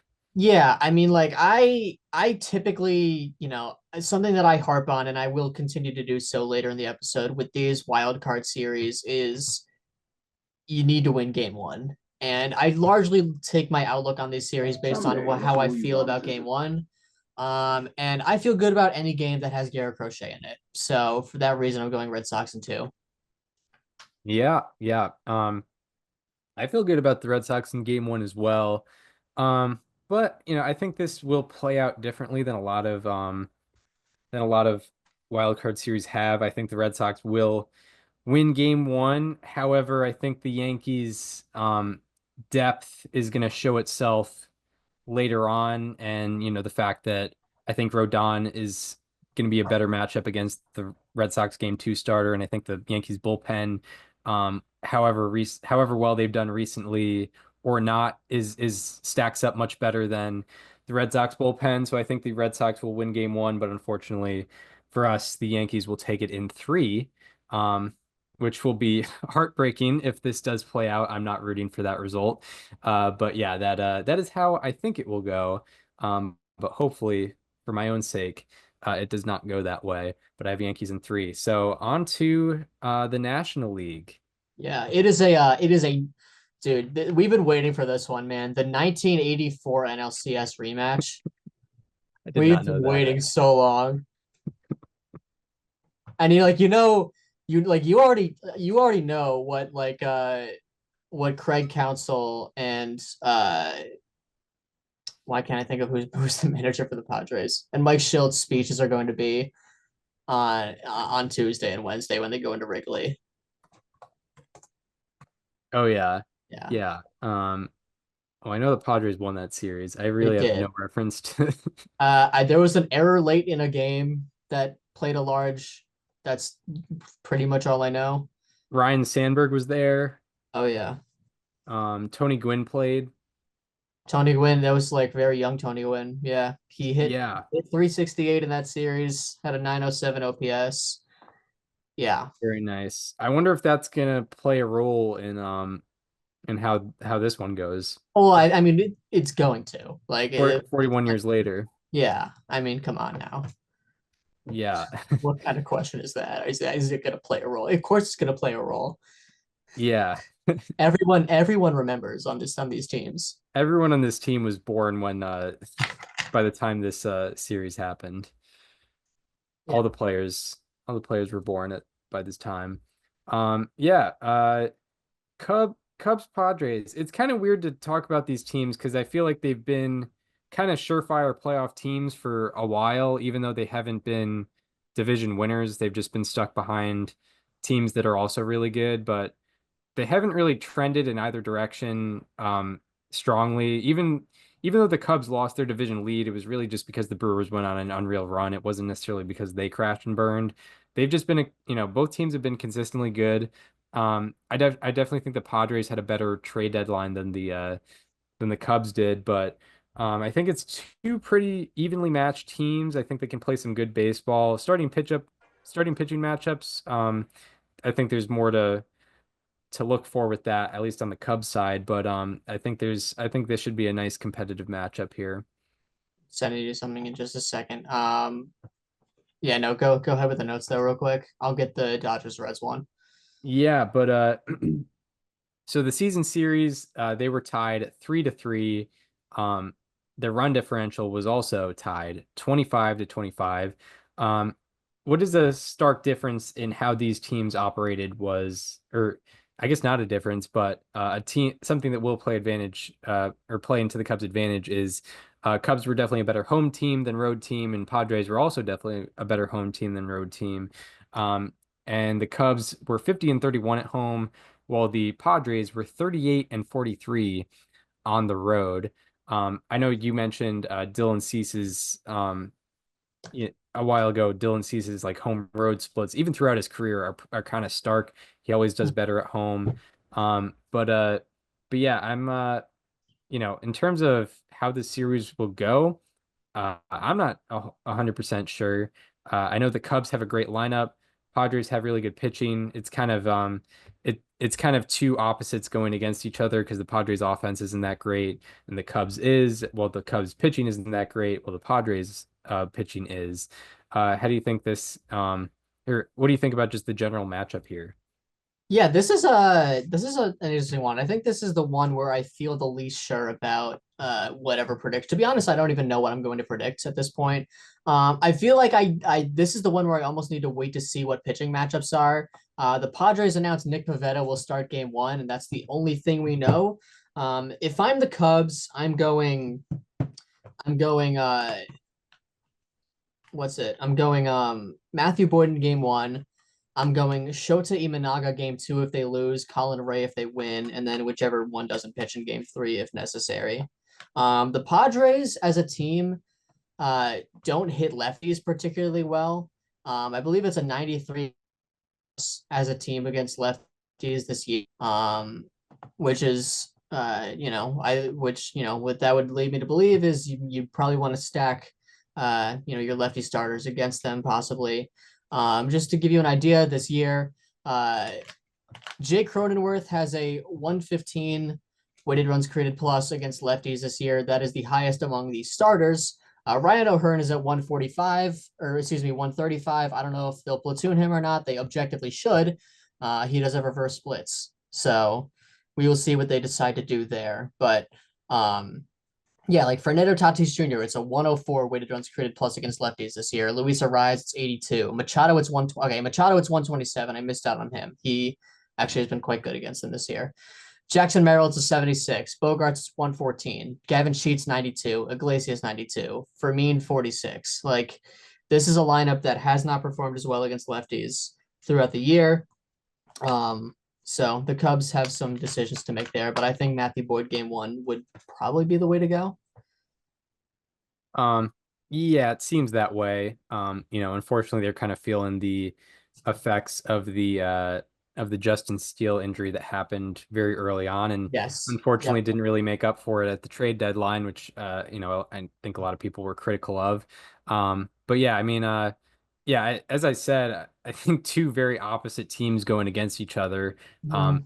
Padres do not have a very good lineup. Their team OPS plus was 96, but uh their team ERA plus, I should check, was a lot different. They ranked very well both as starters and relievers, and their team ERA plus was 118, while the Cubs were at a 116 team OPS plus, or at least heading into today. I'm sure it didn't change that much. They were at a 116 OPS plus and a 101 ERA plus, so they were about an average pitching staff and very good lineup, whereas the Padres were a average to below average lineup, but very good pitching staff. And obviously people are gonna say pitching wins championships, but I say the 2024 Dodgers and 2023 Rangers beg to differ. Lineup does play a factor. But Padres definitely have the pitching advantage, and especially in terms of like front of the rotation, that's definitely an advantage of over what the Cubs have. Yeah. It's definitely a tale of two different teams, as you say there. I think a lot of the Cubs offense is peaking at the right time. Michael Busch and Seiya Suzuki have been two of the best hitters in the league as of late. Colin Ray has been one of the best pitchers in the league as of late. As the Padres go, like the star power kind of speaks for itself. This is kind of a team that needs no introduction, despite the fact that they haven't won a division or haven't gone past the NLCS, or excuse me, gone past the NLDS in 3 years now. But like this lineup has the potential to go off on any given day, no matter who the pitcher is. I think the pitching will be quite interesting. I think of with Nick Pivetta starting, like I think of what Michael King did last year against the Braves. Like I wonder if there's some of that magic in there.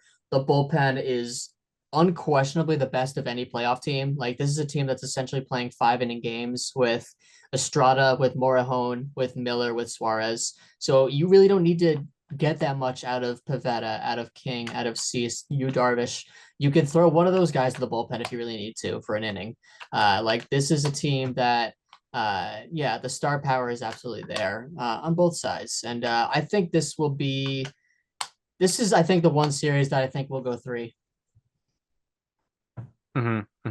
So, Um, what say you?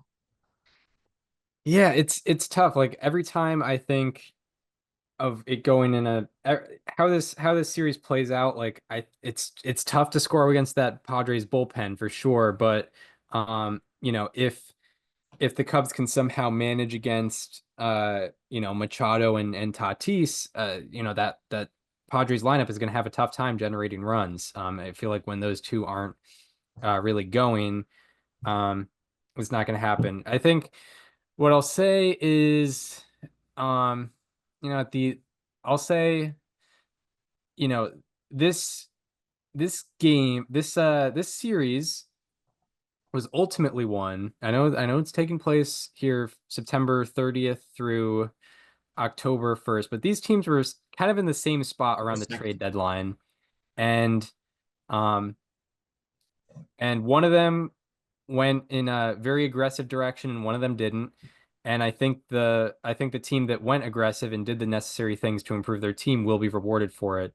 And I think Okay. the Padres will win in 3 games. I think they'll take it.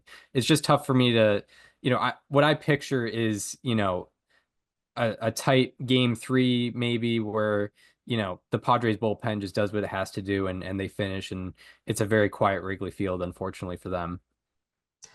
Yeah, I'm gonna go opposite you here, and I'm gonna go Cubs in three. I Yeah. think if there's a lineup that can get to this Padres bullpen, it is this one. And also, you have to get to the bullpen with a lead first. So Nick Yeah. Pivetta is we've seen him for years. He's a home run friendly pitcher. Dylan Cease can be the same if they choose to go him in game 2. Michael King, I think, is, I mean, he's definitely a wild card because his health and we don't know how he is and whatnot. Um, but I mean, I see this team getting out to an early lead, maybe even like a leadoff or like a first inning home run from Michael Bush to start out. Like I could see something like that. Getting Wrigley up and going. This is a team that's obviously Wrigley has not hosted a postseason game since 2018. I'm not counting 2020. Like that's not Wrigley. Wrigley with no fans is not Wrigley. I don't care. Like this is a fan base that has been waiting for a very long time. I think the crowd will like play a factor. Honestly, like I know that that's like such a cliche thing to real thing.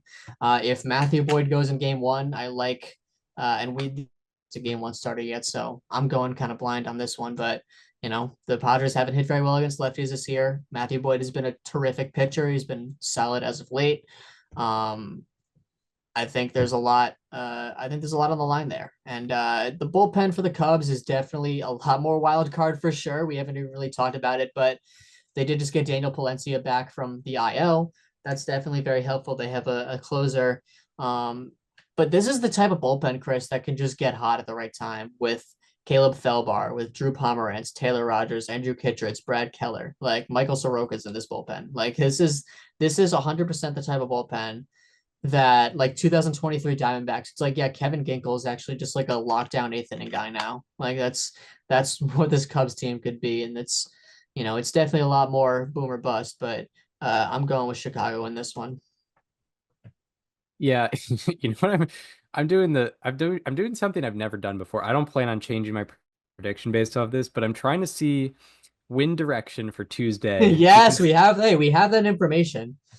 but like because Nick Pivetta, obviously fly ball pitcher, prone to giving up the home run ball. Even in a breakout year for him, I still think he's given up over 1 home run per 9. 33% fly ball rate. So like yes, he is prone to giving up home runs.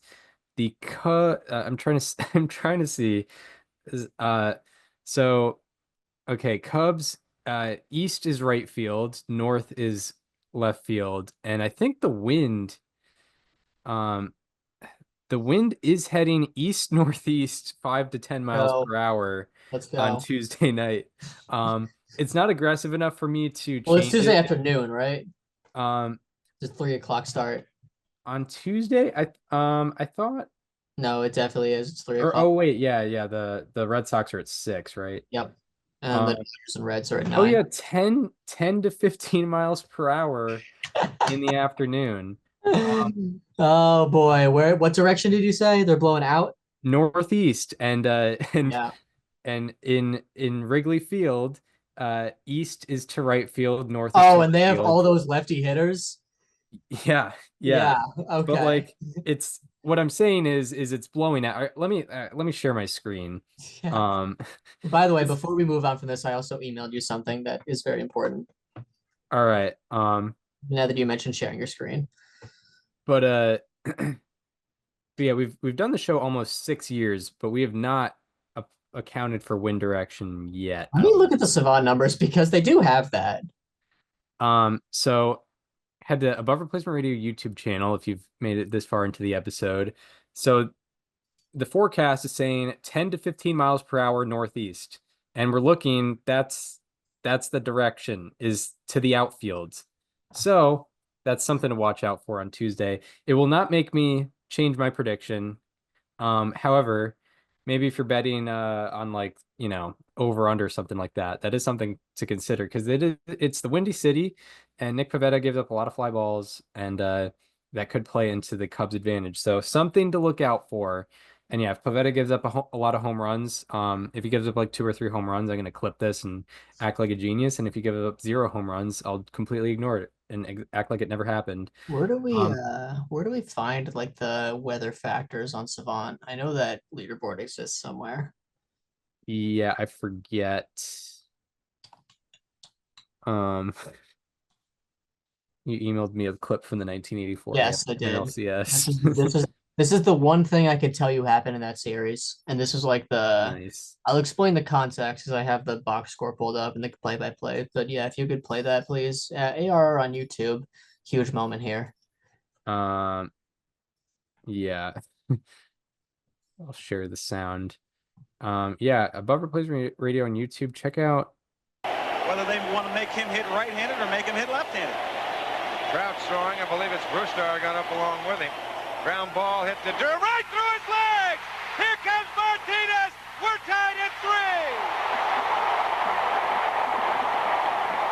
Wow. We say it again, should have been an easy play. Durham's down doing everything he can to keep it from going through, but it got through anyway. Ball hit pretty sharp by Flannery. Durham gets down on the ball.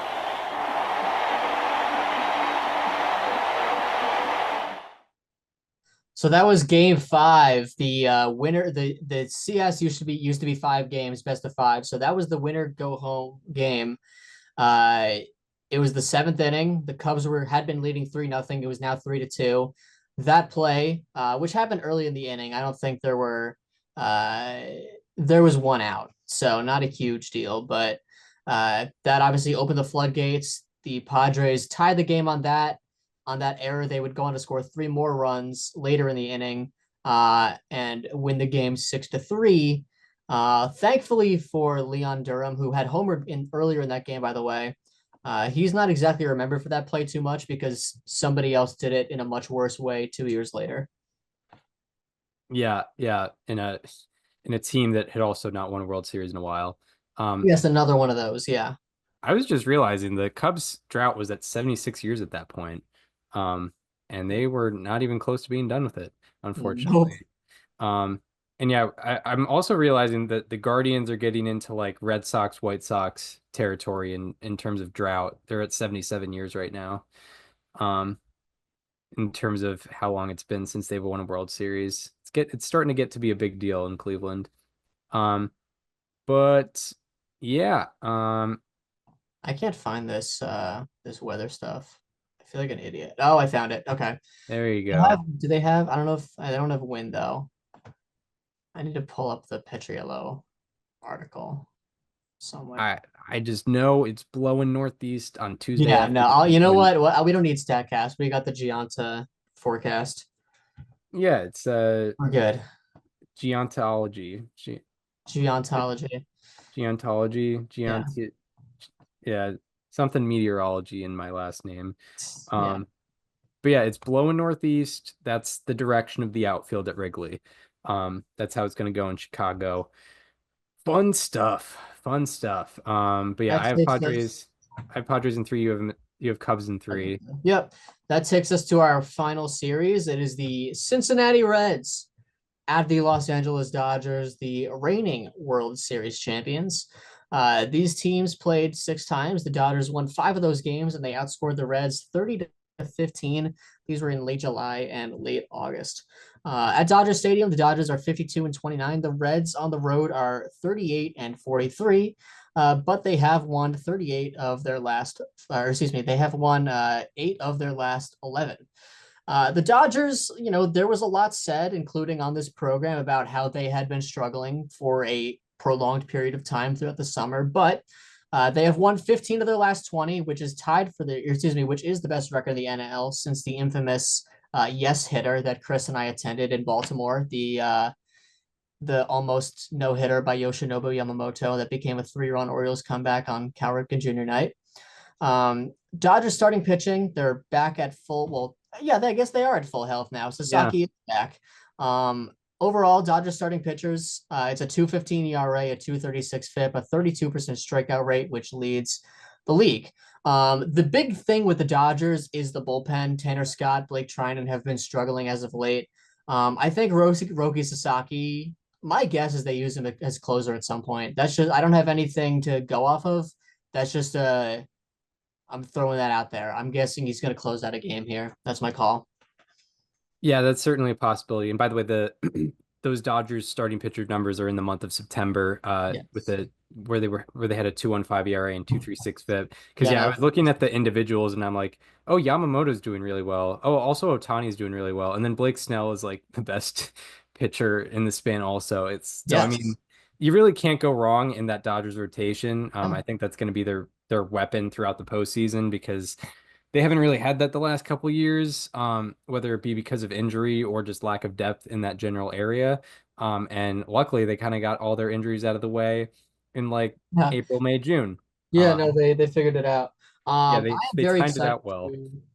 I am very excited to see primetime Hunter Green in this series. Yeah, yeah, That certainly, does greatly excite me. Hello. certainly. Yeah. Also, just kind of something to look with the Dodgers is they won the World Series last year. They're kind of almost an opposite team, or at least how they've trended. I think last year their offense was their strength, and their pitching was their weakness. And this year, pitching, at least starting pitching, is more their strength than their offense. Although this year they still have a 113 team OPS plus. I just don't think it's trended as well, if I'm not mistaken. Um, That's correct. but but yeah, I mean, in all honesty, there aren't really any weak areas of the Dodgers outside of their bullpen. They have a great starting pitching staff. They have a great lineup. Reds, lineup isn't great. Starters have been pleasantly surprising this year. Yeah. I don't know what their bullpen situation is exactly. I don't know where It's they. weird. Like they make it work with Emilio Pagan and Tony Santillan as closers. Yeah, yeah. I don't know. I don't get it, but it works. It's strange. I want to see. I haven't like even taken a deep dive into what they do. I mean, yeah, 14th in ERA, bullpen ERA, and um, well, 25th in FIP. But I mean, they do play at Great American, and those aren't park adjusted statistics. So, um, you know, park adjusted wise, I imagine they would be a little bit better. Or actually, we have ERA minus for that. Yes. Their bullpen ERA minus was 7th, and their bullpen FIP minus was 20th. Not great, but still better than 25th. I think they'll probably have Nick Martinez out of the bullpen in the series, which will be a nice added piece. Yeah, yeah. Obviously, it's all hands on deck. Yeah. There. Yeah, I wonder like if the if the Dodgers like lose game one, they're probably gonna have to they're probably gonna have to go to like Glass now out of the bullpen, which is kind of crazy to think about. Right. They're gonna have to pick somebody to throw. Well, it'll probably, yeah. I mean, unless they go, my guess is they go. Well, I guess in this, yeah, yeah, you're right. In this series, they can just do that. Right. Yeah, it's a best of three. And I do think Otani should My be one of guess those is they're not pitchers. going to have Otani pitch the series. By the way, Mike Petriello wrote a really good article that I want to go through. Six increasingly unhinged ways to use Otani in the playoffs. I'm just going to go through these. Number one, he's just the designated hitter and never pitches, which is exactly what he did last year and was great before he got hurt. Number two, he's the starting pitcher, then remains in the game as a designated hitter, which is something that we've seen from him, in fairly commonplace throughout the last 5 years. Number three, and this has been, people have been throwing this around for years, especially as of late, and it's been rumored that maybe they'll do it. And we've actually seen it before. He's the designated hitter and then enters in relief. Of course, World Baseball Classic 2023 final. That's what he did. Now, this is where it starts to get weird. Number four, he's the DH and then a relief pitcher and then moves to the outfield. There has also been talk of putting Otani in the outfield so that they don't lose their DH. Which would be objectively very fun. Number five, this is where you start. This is like, what the heck is this? He's the starting pitcher and then the designated hitter and then the closer. Right? Yeah, right. Right? I mean, some Joe Madden, Travis Wood stuff. right. I mean, It's happened before in modern times. Maybe not closing, but having a guy pitch multiple different times in one game. yeah, it is weird because I didn't I didn't know for a while that you could have a guy come out of the game pitching wise and then come back in the game. Yeah, well, the as long as he Cubs stays on the field. time. Right. Yeah. I didn't, because I know you can't do that in like Little League No. because otherwise they would Well, do that's that because there's all the pitch time. counts. Right. But yeah, no, it is And a then number possibility. and then number six, the most unhinged one. He's the starting pitcher and then the designated hitter and also the closer and then an outfielder, which is hypothetical. He comes in the ninth inning, the game doesn't end. Whether he blows a save, it's a non-save situation. They take him out and he's an outfielder. Yeah. That is, it is the most exciting thing about this playoffs potentially is Fun. we're getting the full Otani experience in Yeah. the playoffs, which is what we've been waiting for. Like, I know he was in the playoffs last year, but like, the reason why we love Otani is because he can do both. And honestly, I think it's kind of a missed opportunity if he doesn't pitch in this series because I mean 100%. you could make a case that he is the best pitcher on the staff right now. He has 47 innings this year and a 1.90 FIP. I think they can easily get away with not facing too much scrutiny. I think this could be like what? Maybe I retract my Roki Sasaki closing out a game statement from earlier. And I go with a different Japanese pitcher. Yeah. But to be honest, if I'm a Dodgers fan, I want him pitching a decent chunk of innings. All right. I do. That's fair. I think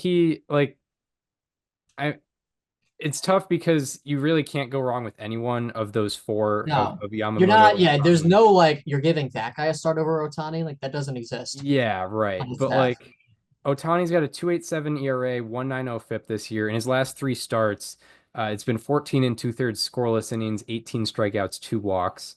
Like for a 109 FIP. Yeah.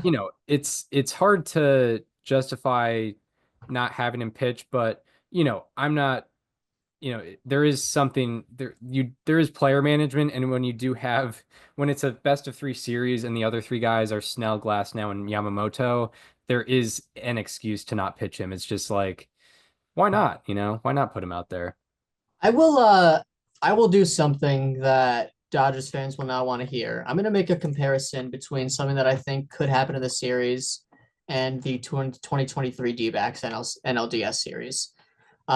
When the D-backs upset the Dodgers 2 years ago, with a record 1 win better than the Reds, by the way, a a large part of the reason why they did it was because Corbin Carroll just completely balled out in this series. He went he went 3 for 10 with a home run, slash 300, 500, 600, 1100. Hit a home run in the first game, 4 walks, 3 strikeouts.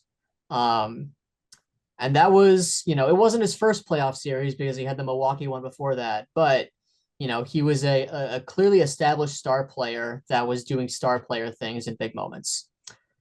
Now the Reds have this guy who is also a star player who will be making his playoff debut. And he homered in today's game, which was a big game for the Reds. And I could see a situation where it's over, whether it be on the base paths, he's hitting rocket home runs, making big plays at short. I think he has to contribute in a massive way if the Reds are going to win this series. Like I'm talking 1,000 OPS. Yeah, right. And it's rare that a player can sort of, a position player can sort of take over a game. But Ellie De La Cruz does have that capability. Like there's not a lot of guys in baseball who you feel comfortable like stealing third, for example, but he can do that. Yeah. Right. And even though he hasn't had the best maybe last month or 2 months, that doesn't always carry over into the postseason. And yeah, I think he can certainly be a game changer, and really kind of take over for sure. I think that is someone to certainly look out for. By the way, shout out to our friend Brian Butler for this one. He made me aware of this like a week ago or so, and I feel like it's something that I have to acknowledge here. If the game goes to extra innings, it is like basically over. The Dodgers are winning. The Reds in extra innings are like one of the worst teams of all time. I don't know what the record is. They have a 29 weighted runs created plus as a team in extra innings. Yeah. Yeah. I should check what the record is. But yeah, they are slashing 153, 246, 237 for a 484 OPS in extra innings and 71 plate appearances with a 29.6% strikeout rate. That is the highest extra innings strikeout rate in the league this year. Yeah, that's pretty wild. That is like I was texting him during a game. It was one of the Pirates games this week. And he was like, if it's going to extras, they're not getting the runner in. I was like, I don't think it's that bad. Oh my God. That was that's literally it. That's someone who is ripped many a hair out during during extra inning Reds baseball. Oh my God. They're 3-12 in extra inning games this year. What are they? The 2023 Padres? Literally, they're okay. You know what? New meta. The Reds are 79 and 66 in 9-inning games. So if these games go 9, I feel great about Cincinnati. That's a very. I mean, you get all the angles here on Above Replacement Radio. Yeah. Yeah.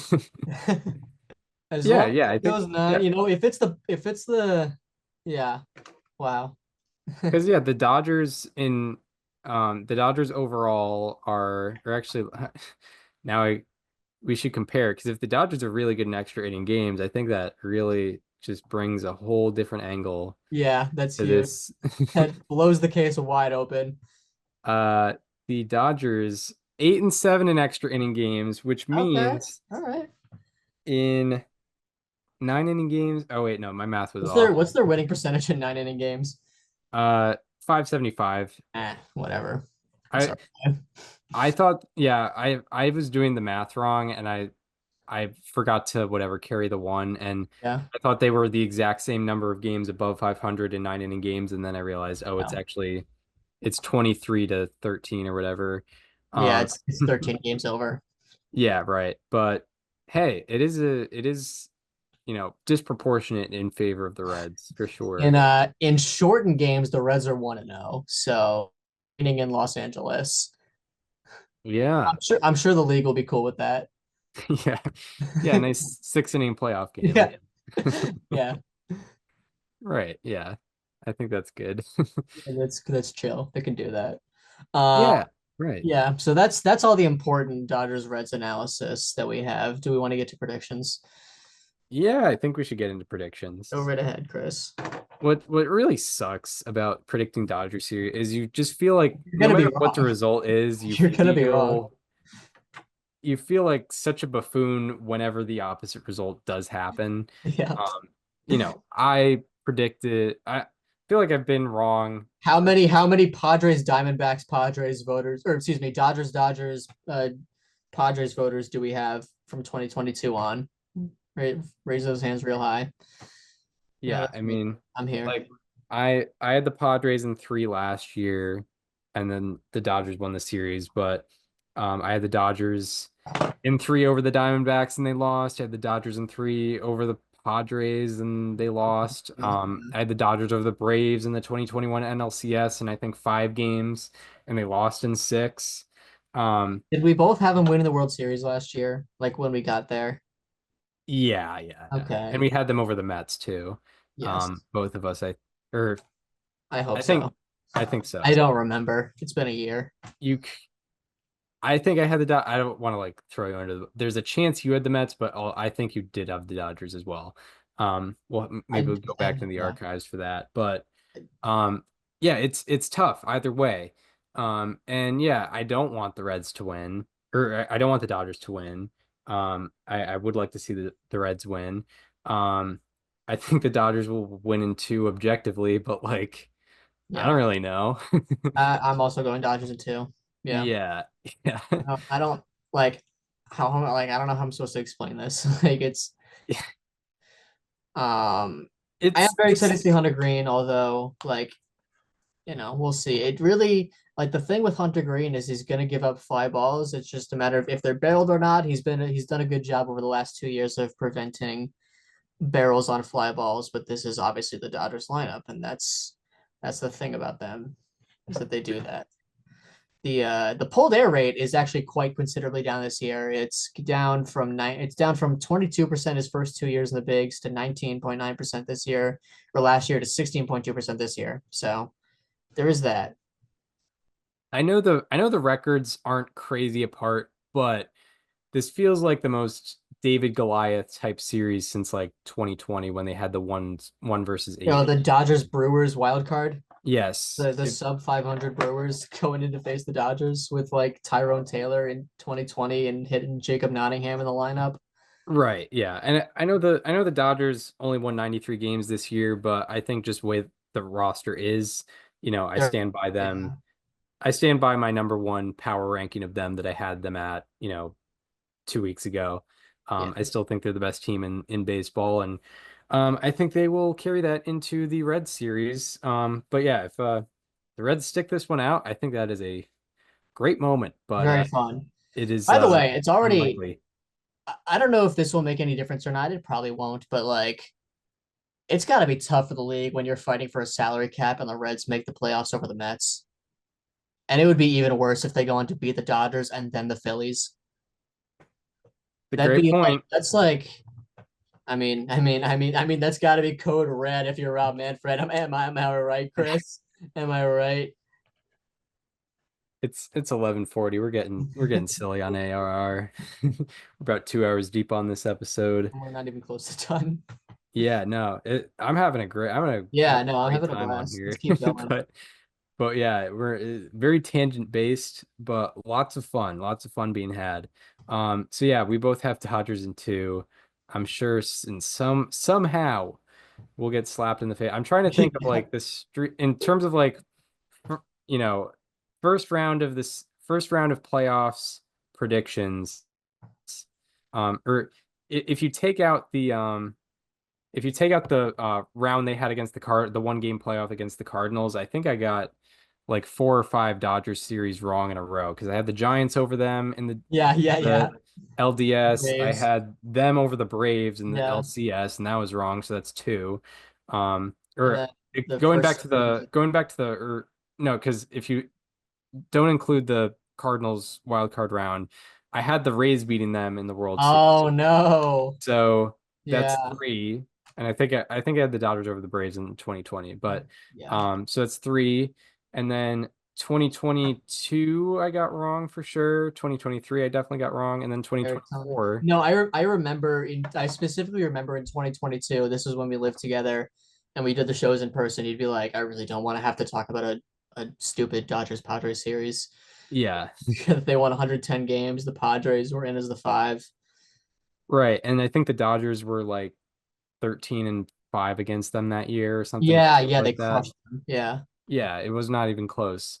Just 2 months post the Padres acquiring Juan Soto. It's like, why are we talking about this stupid team?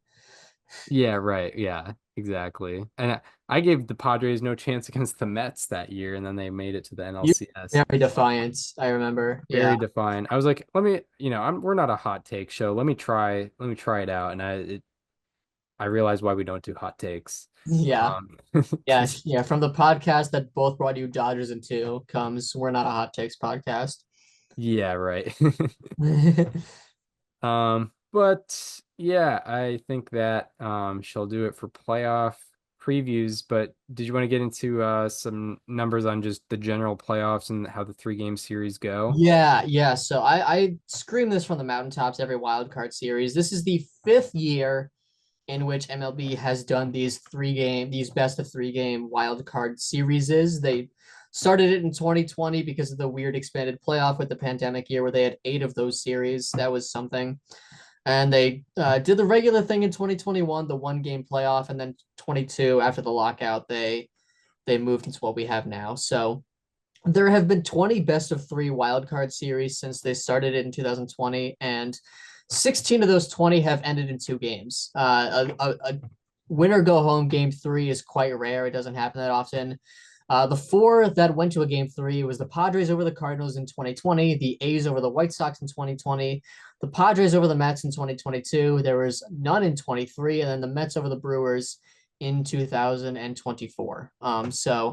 The game 1 winners are 18-2 all time. That is a 900 winning percentage. If you win game 1, there's a 90% chance you will go on to win the series. And in fact, game 1 winners are 12-0 since 2022. So win game 1. You got to do it. Have to do it. Must. Yeah, yeah.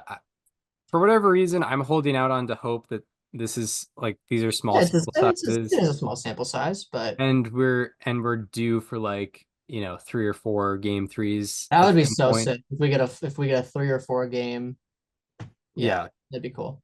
Like, a lot. imagine 4 winner take all games in the same day. That would be, dude. Yeah. I would have a stroke. Yeah. I would like quit my job. I wouldn't even take the day off work. I would quit my job just to make sure that I don't have to work that day. Big time calling it sick.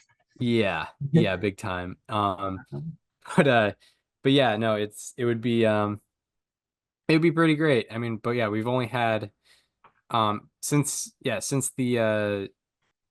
it fully got implemented, we've only had 1 game 3 in a given year, and then one of the years there were no game 3s back in That was awful. I hated that year, dude. Yeah. I hated that year. Well, I remember I did guess that there would be no game 3s, but I got 3 of the teams wrong, which was rough on my end. But yeah, what did we want to get into next? So I wanted to do a little segment, and this is not too heavily researched.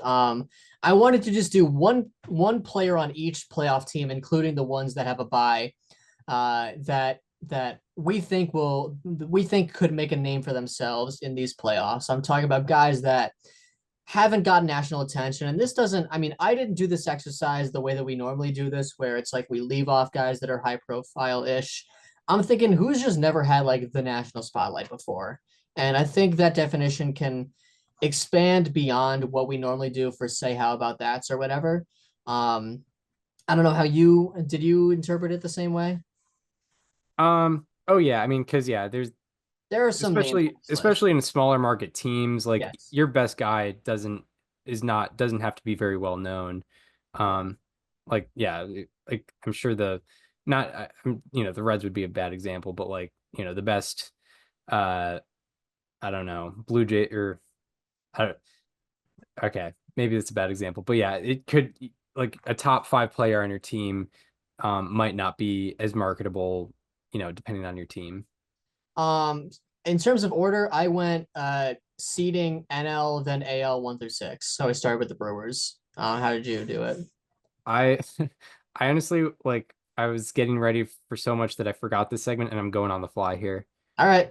All right. Um So we'll go Brewers first. I'll start, so I'll give you time. My guy is, I think, one of the better players on this team. I think he had a 4-win season. So I mean, like, in terms of like this guy is going to be eligible for our top 50s next year. Wasn't on them this year. I don't even know if I had him top 10 positionally, but it's Bryce Terang, who is the second baseman. He had a really solid year this year, a 794 OPS, with good base running numbers at the second base position. His average bat speed, Chris, went from 66.2 miles per hour last year to 70.6 miles per hour this year. Like that is a 4 mile per hour increase in average bat speed. When Bryce Terang came up, I thought of him as like a Brewers Stephen Kwan type. Like he's going to hit for contact. He doesn't have a lot of power. His average exit velocity his rookie year was 85.5 miles per hour. It moved up to 87. He had a 91 mile per hour average exit velocity this year as a as a second baseman that was kind of seen as like a lighter hitting guy this year. So I think he is one of the better players on this team. He's not necessarily like the Chorio Yelich face of it, but he's gonna he's gonna be in the middle of that lineup, maybe at the top of it. And I suspect he has a chance to really make a name for himself here as this segment goes. How about you, Chris? yeah, when I'm thinking about this team, I think lineup wise they're fairly even all the way through. But I think one pitcher might stand out definitely as their best and has historically been their best, but maybe hasn't necessarily um shown in the national spotlight when given the opportunity, but that could change this year. I'm talking about Freddie Peralta. This is someone who I just learned has struck out 200 batters each of the last 3 seasons. Not a lot of players have done that. I should do the research further on that, but I think I pick him just because he does have the ability to absolutely dominate a game if he is able to, or if he if the circumstances are correct. I think, if there is someone on the Brewers that can, potentially strike out 10 batters and have a full shutdown performance, it could be him, and he could be the difference maker, especially in a best of 5 series. He could make 2 really good starts that push the Brewers over the edge. Yeah, absolutely. For the Phillies, this is obviously one of the tougher teams to do this kind of thing with because there is so much star power and a lot of these guys are well established. I went with definitely a more under the radar guy for sure. My guy is Otto Kemp, who is a first baseman slash outfielder, I believe, who came up for this team in June. And the numbers don't pop out at you. It's a 234 average, a sub 300 OBP, a 709 OPS, but it is a 12% barrel rate. It's a 38% sweet spot rate. It's a 90 mile per hour average exit velocity. So there's power in this guy's bat. He's, I think the kind of guy that could come out of left field with a big home run, with a big extra base hit. Maybe the type of guy that gets like intentionally walked. They intentionally walk the guy before him to face this guy. And I think there's a big moment somewhere in there. The strikeout rate is above 30%, but if he puts the ball in play, it has a chance to go places. So Otto Kemp is my guy for the Phillies. Right, right. I think this guy isn't necessarily because of like he hasn't hit the spotlight yet, but because differences between ERA and FIP, maybe he isn't looked at as big of a threat as he is. But Jesus Luzardo had an excellent year peripherally this year, and actually led the National League in strikeouts, it looks like, with 216 I think strikeouts. Logan Webb got him today. Oh, Logan Webb outdid him. Yeah. But was Yeah, leading. Logan Webb struck out 8 today. I know that.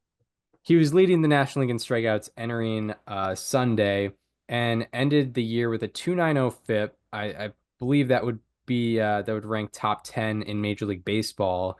And I think people will, people obviously remember how good Zach Wheeler is, and unfortunately he's not going to be able to pitch in the postseason for this team. But people could look at Christopher Sanchez's excellent year and know he's obviously going to be a great game one option. And I don't know how they're going to order it, but maybe Ranger Suarez goes game two, and people might overlook um, Jesus Luzardo because of his ERA, but under the surface, Jesus Luzardo was elite this year and had the sixth best FIP in Major League Baseball. He had the sixth best FIP in Major League Baseball among qualifiers. He was in between Garrett Crochet and Yoshinobu Yamamoto, who are both going to be Cy Young finalists this upcoming November. So I think he's someone who people might overlook, but if he's a game two or game three starter, can absolutely dominate and maybe flip momentum in a series for the Phillies. Yeah, that's a good one. I love that the Phillies rotation is going to be three lefties at the top. Yeah. Sanchez, Suarez, Luzardo in some order. For the Yep. Dodgers, obviously we've highlighted the bullpen struggles quite a lot. Tanner Scott's been rough. Blake Treinen's been rough. Who knows what they want to do with Roki Sasaki? But I think there's a guy in there that has a chance to really break out and become like a guy that is well known going into next year. His name is Edgardo Henriquez. He has pitched 19 innings this year. Basically, all you need to know about this guy is that there's two things to know about him. His arsenal is completely different, regardless, depending on if it's a righty or a lefty, and he throws absolute gas. His average fastball velocity is 100.9 miles per hour. Since he made his season debut in the second half, and I think it was like July 22nd or something like that, the only pitchers that have thrown more 100-mile-per-hour pitches since the start of the second half are Hunter Green and Mason Miller. And then it's Edgardo Henriquez, number 3. His strikeout rate's not that crazy. It's 23%, but this is a guy that if you watch him, he throws 103, 102. It has movement. It's a 40% sinker usage to righties, 46% four-seamer to lefties. Cutter gets a lot of use against the lefties as well. And then the slider gets some more use to righties. Like, it's a completely different arsenal. This guy's nasty. Pitches very much a fireballer. And if there's a guy that could break the Dodgers out of their bullpen struggles and be a lockdown guy, I think Edgardo Henriquez has the chance to be that guy. Yeah, absolutely. My guy, I'm also looking at pitchers and probably a guy that's going to be in the bullpen. I kind of joked about him before the episode started, but I didn't realize how good he was actually doing. I'm talking about Emmett Sheehan of the Los Angeles Dodgers. He he's looked really good ever since he came back from injury. He missed all of 2024 due to an injury. He got some playoff time in 2023. It was kind of like garbage volume, unfortunately for him, but I think he could get some higher leverage innings this playoffs. I don't think he'll be starting necessarily because the options are way too good. But his strikeout rate eclipsed 30% this year in 73 and a third innings pitched. He had a 23% strikeout minus walk rate. He had a FIP below 2. His strikeout rate was in the 92nd percentile this year. Whiff rate was in the 93rd percentile. Chase rate in the 91st percentile. Expected ERA in the 89th percentile. So yeah, I don't think he'll necessarily be starting, but I think he can do some work in some high leverage innings to a bullpen that might actually end up needing him. Yeah. So for my Chicago Cub, I think this is the guy that has surpassed Cal Raleigh, and I think we'll see it with the rankings this season, this upcoming winter, as maybe the most underrated player in all of baseball. You mentioned him to me, and how he's just been so consistent year after year, doing the same thing and being very good. Talking about Nico Horner, who put up a 4.8 win season this year. He literally led all second basemen in FWAR this year. Like, he was actually the best second baseman in the league this season. And a lot of that came from some success in September. He had a 900 OPS going back to September 5th. But this is something that he's been doing for a while. He is a top 18 position player in F4 since the start of the 2022 season. That is a 4-year span in which he has been a top 20 position player. And he was tied for 5th since September 5th. He is a guy that is not going to strike out. He's going to he's like what people think Luis Ariz is. Like, he plays incredible defense. He's a fantastic base runner. He hits for average. There's even some power in there. Like, 7 home runs is not terrible. Obviously, it's not crazy, but it's fine enough. Yeah, like, he's just a really solid hitter, and he's going to be at the top of the Cubs lineup. He's going to be in there every day, and yeah, like, he's going to be a guy that, like I said, sets the table for Tuckers, the Suzuki's. Bush will probably be ahead of him in the lineup, but he'll be there. And yeah, I'm going with Nico Horner as my guy that I think could become maybe like a fan of the or maybe that could be heralded by like the older, more old school crowd. Yeah, yeah, he's definitely one of those players where, unfortunately, because he does, instead of doing one thing great, he does a lot of things very good. It doesn't get as much recognition, but yeah, he's been. You look at his Fangraphs page, and it's like kind of the same every year, except this year was a little bit better. Mhm. But yeah, like he's been doing it, and he just did it all a little bit better, and I think that September definitely helped him out for sure. I'm talking about one of the guys you just mentioned, Michael Bush. I Mhm. think he really has come into his own this year. It's his second full year as a Major League Baseball player.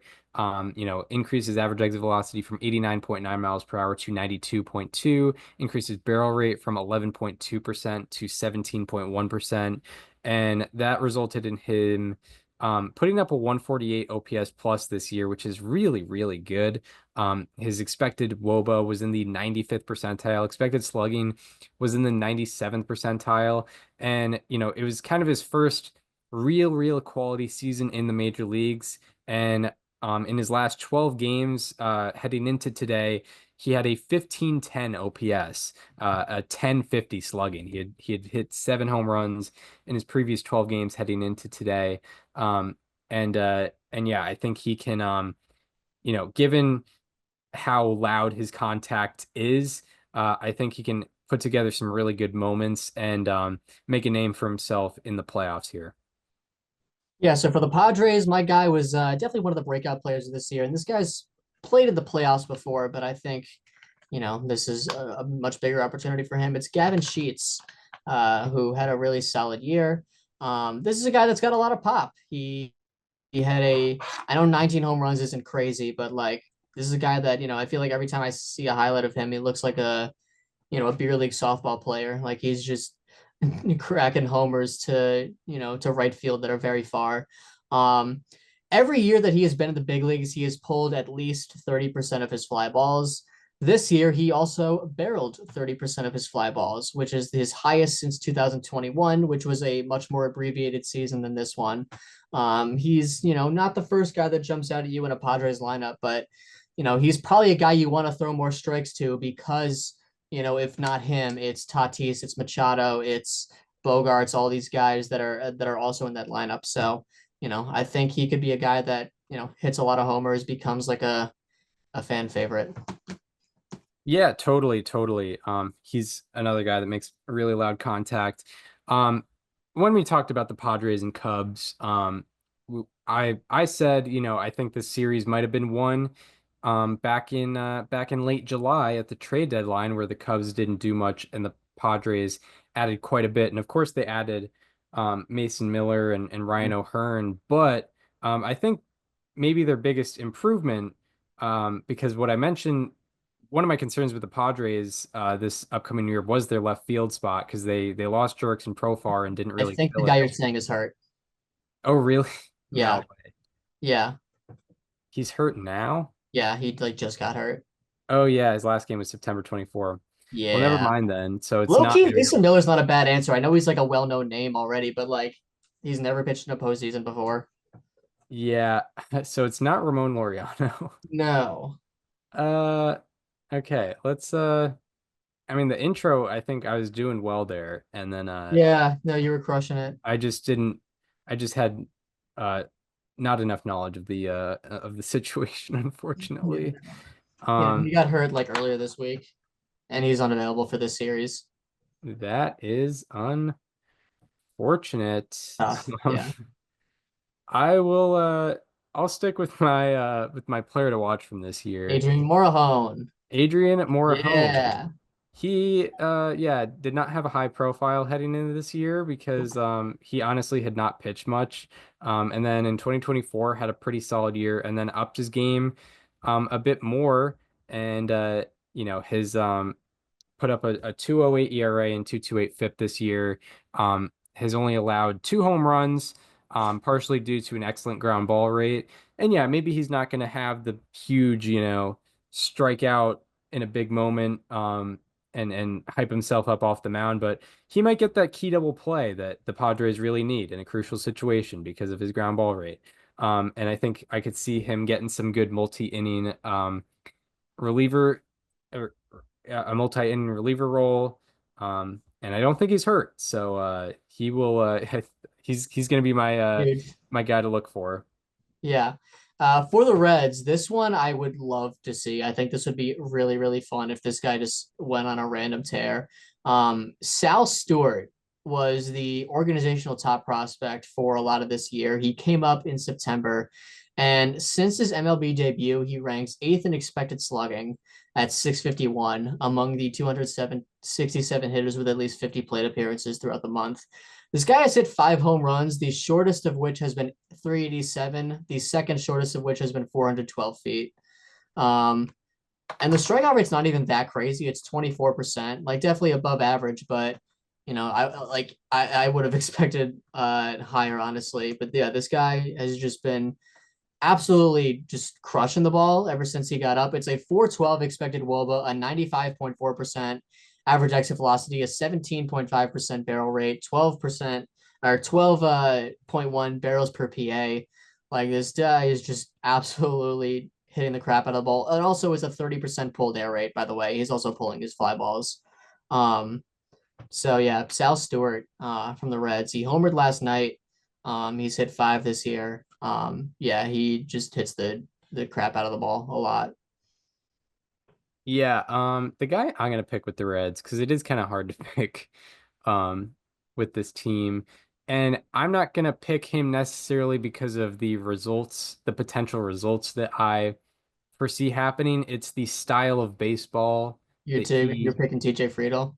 Yes, I'm Yeah, picking I TJ know. Friedl. I could have told you that hours ago.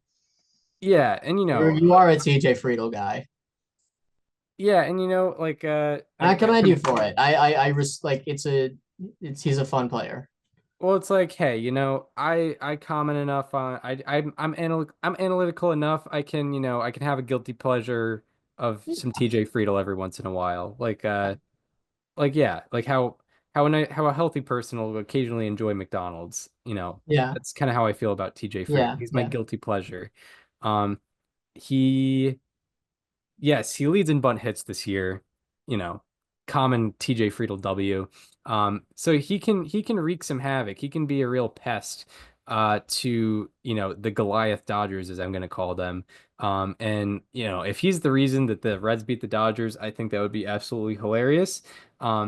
He's shown the ability to, you know, get on base quite a bit, wait out a plate appearances, wait out a plate appearance and get a walk, get on base via the bunt, steal bases, play really good defense. He could be a guy that, the old school fans are like, man, why aren't there more players like TJ Friedl? That is certainly something I see happening if the Reds have any bit of success. So I'll go with TJ Friedl. Look out for that guy. Yeah, no, I like that one a lot. Yeah, it's On fun. to the American League. And I'm kind of continuing my trend that I said with the Reds of like this guy just came up as a top prospect and he's been pretty cool. Trey Savage, I am actually like very excited to see more of for the Blue Jays. I hope he gets a playoff start. I don't know how they're gonna do it, but I really do hope he gets a playoff start.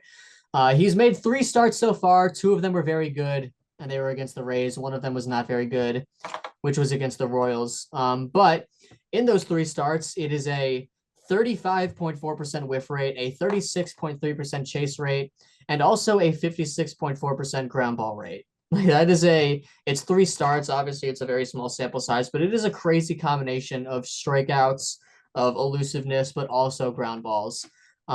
He was a first round pick out of Eastern Carolina last year for the Blue Jays. I wanted my favorite team to draft him. Before that draft had taken place.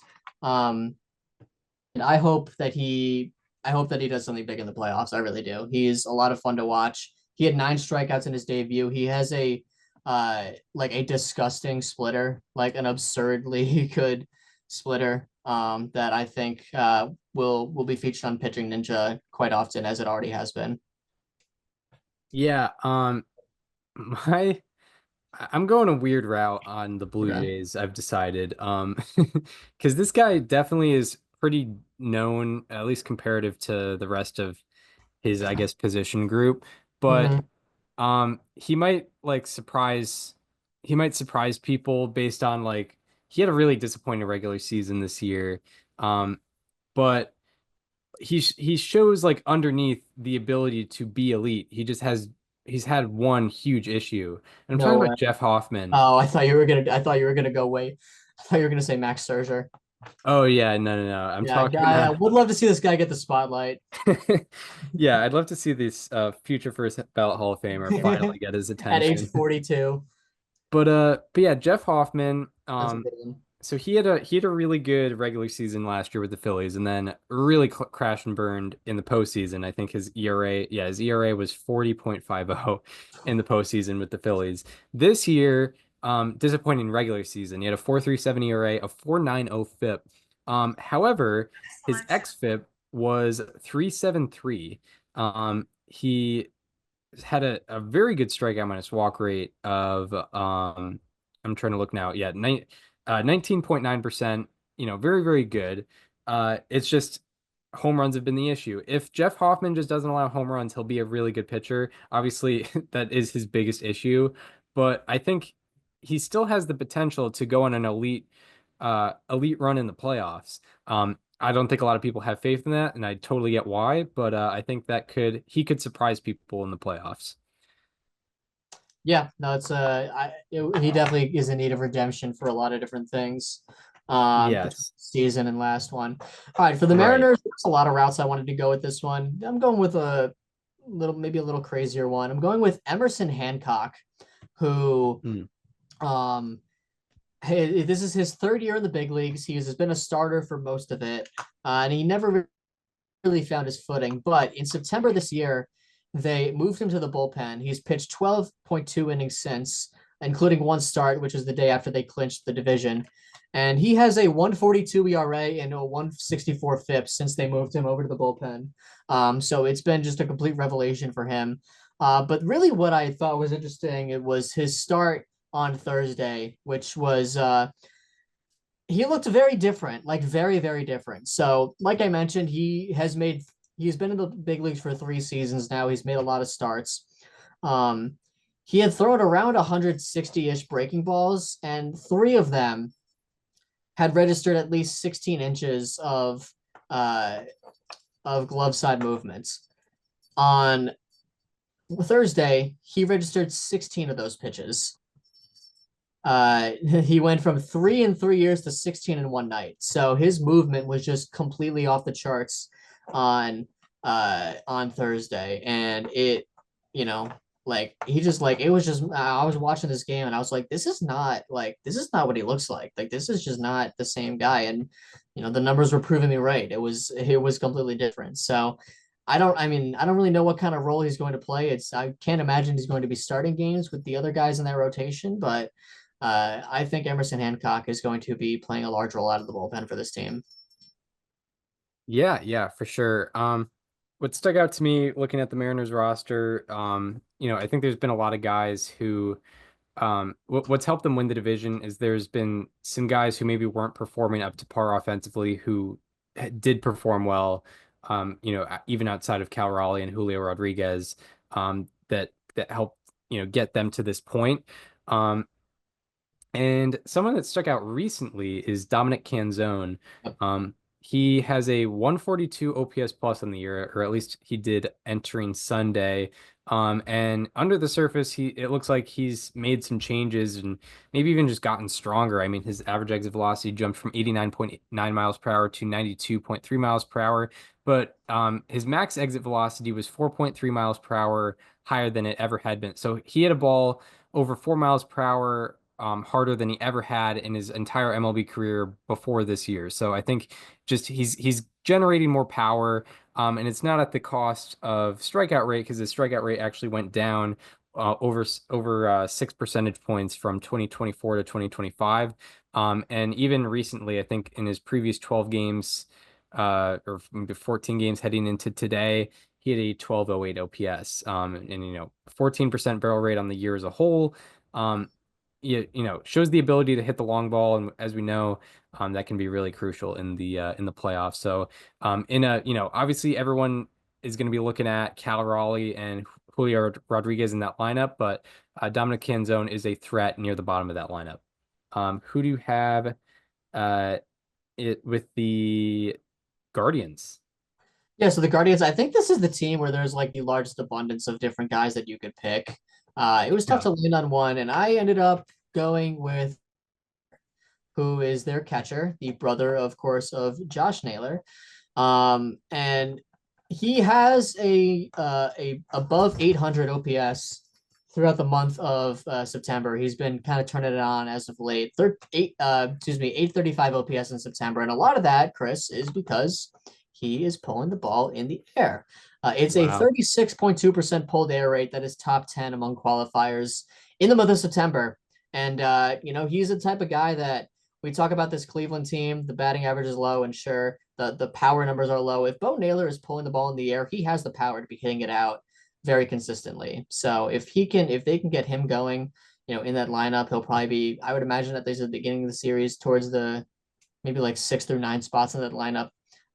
This could be a really special team. And, they obviously need that consistent power, and Bo Naylor, I think given like a month span, has the chance to do it. Yeah.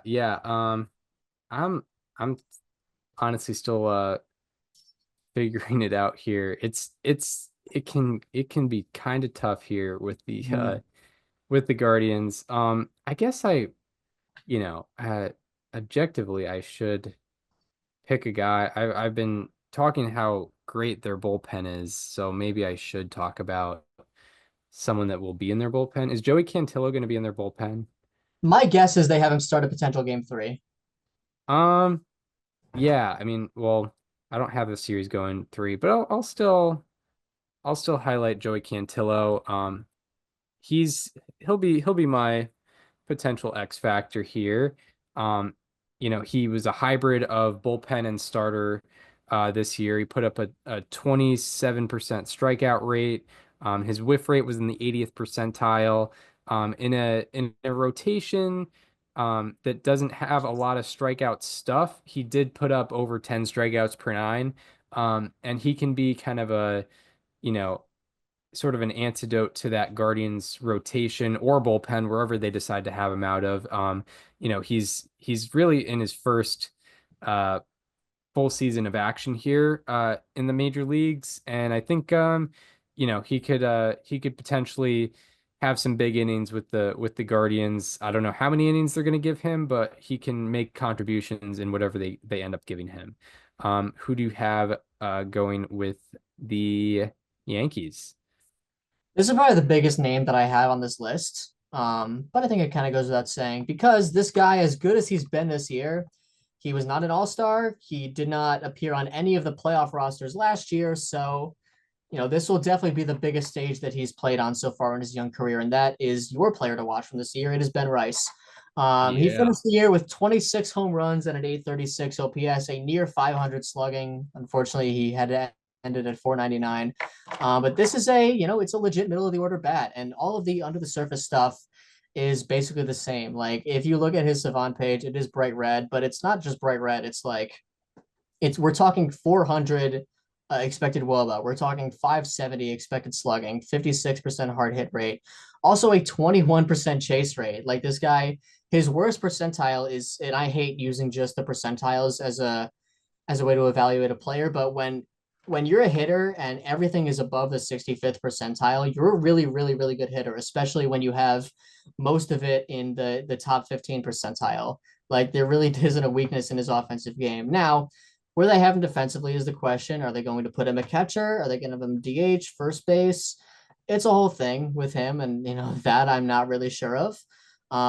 But this is a legit threat that is going to have to see a lot of pitches because he's going to be right around Aaron Judge in the lineup. So, yeah, Ben Rice for me is definitely that guy that I'm pointing to as my guy that's going to make a name for himself. I feel like he hasn't fully done it yet because this is going to be his first postseason action. Yeah, yeah. This guy, I don't think is too under the radar if like, people have been paying attention, especially like, Northeast baseball fans kind of have heard this guy go around the ringer this year, but it is his rookie year, I believe, and it looks like, yeah, if he's in the Fangraphs projected rotation, and I think might get a playoff start. I'm talking about Cam Schlitter. Be careful on the pronunciation of his name. You actually did it a little generous. It's Schlittler. Oh, Schlittler, There's a yes. second L. There's two ways you can really mess it up. Yeah, yeah, Um, yeah, yeah, yeah. These Cam, he's like walking on the edge of being canceled for multiple different reasons. yeah. Yeah, yeah, I might bleep it out for the YouTube algorithm's sake. But but it might be too Yeah, close. it's got to be two beeps. It's beep beep. Yes. But Cam Schlittler, he averages 98 on his fastball, and that's pretty Yeah. cool.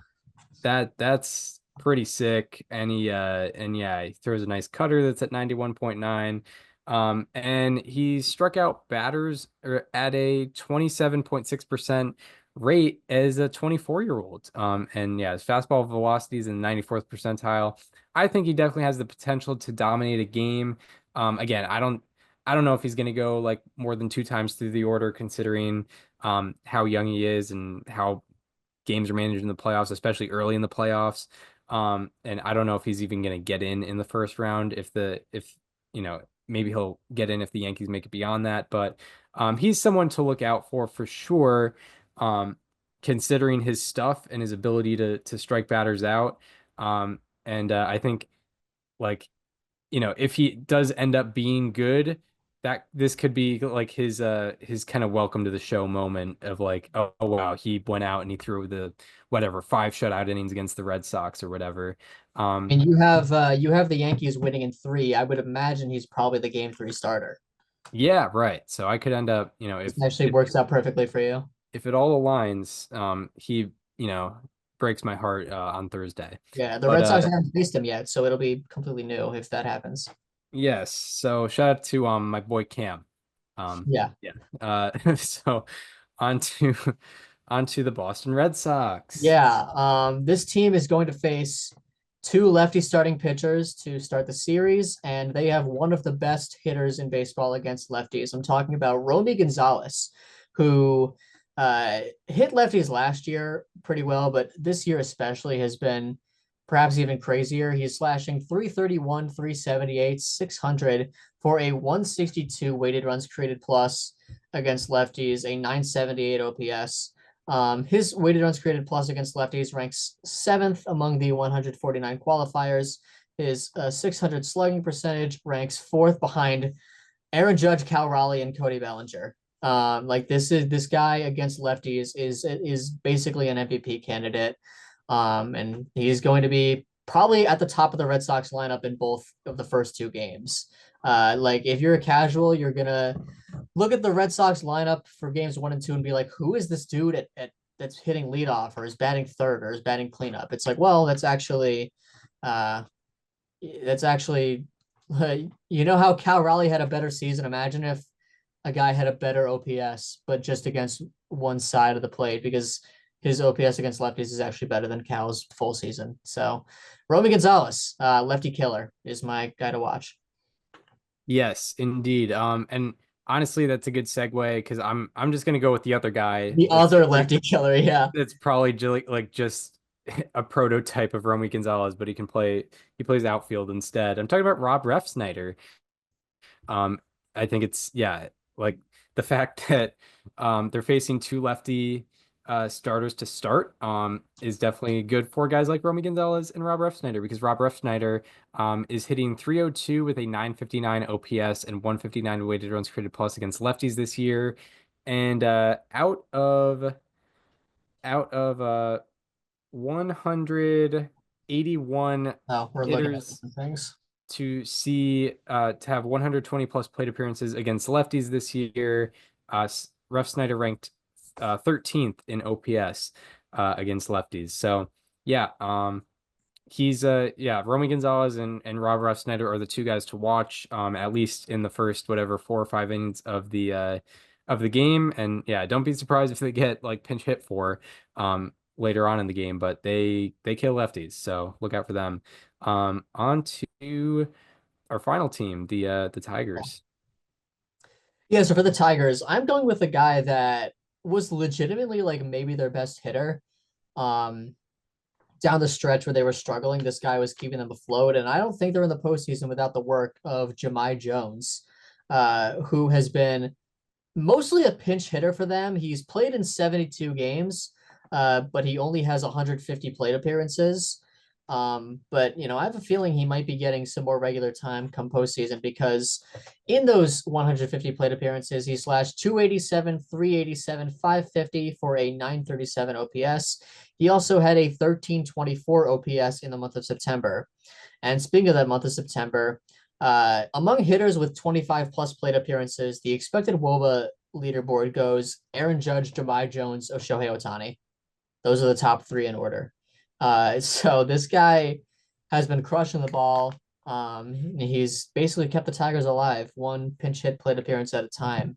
And I think he's going to get a little more than that in the wild card series and possibly beyond. Yeah, absolutely, absolutely. It is tough to pick a guy with this team, because I feel like anyone who is relevant like kind of made their name in last postseason. Like obviously we know about Kerry Bonds. I mean, Tarek Skubal is the obvious guy to look for. Yeah. So I'm having a tough time. Someone who's kind of stuck out to me, just even watching, he's a demanding physical presence, and I'm kind of just going off of him just because of how he looks on the mound, but also he's done pretty well as of late. Brant Herter, Yeah. out of the Tigers bullpen. In his last 14 appearances, he's thrown 19 innings to the tune of a 0.47 ERA and also a 2.82 FIP. He's got pretty good stuff, and I think can make an impact out of the bullpen. Maybe they'll have him throw multiple innings, but he's kind of, I think, risen onto the scene more this year. I don't think he was. He did pretty well last year too, but he's he was definitely awesome. improved He has his. a crazy ground ball rate. Yeah, he's definitely improved his strikeout rate this year, as it's gone. 3% up. Yeah, it's gone 3% up.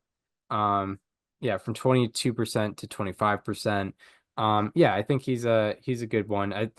With the Tigers, it's hard because even like I like Jack Flaherty, and I think he should perform better than he did in the regular Pitched game one of the season. World Series last year. Yeah, exactly. Like he pitched for, like him being on the Dodgers last year definitely hurts his case of like being featured here. So yeah, like I'll go with Brant Herter. I'll end a little bit weakly. But yeah, I think that shall do it for who will make a name for themselves in this postseason. And yeah, on to players to highlight. Yeah, players to highlight the final iteration of how about that and slightly alarming in 2025. Chris, you want to play the sound? Yeah, so we will start with the lows, so we end with the highs with our Sunday, well, actually technically Monday, September 29, 2025 edition of Slightly Alarming Statistics. He's been barreling up the ball way less. He's not missing bats, he's not getting the ball on the ground, and people are hitting it in the air more. It's been so bad. He is getting a slightly alarming.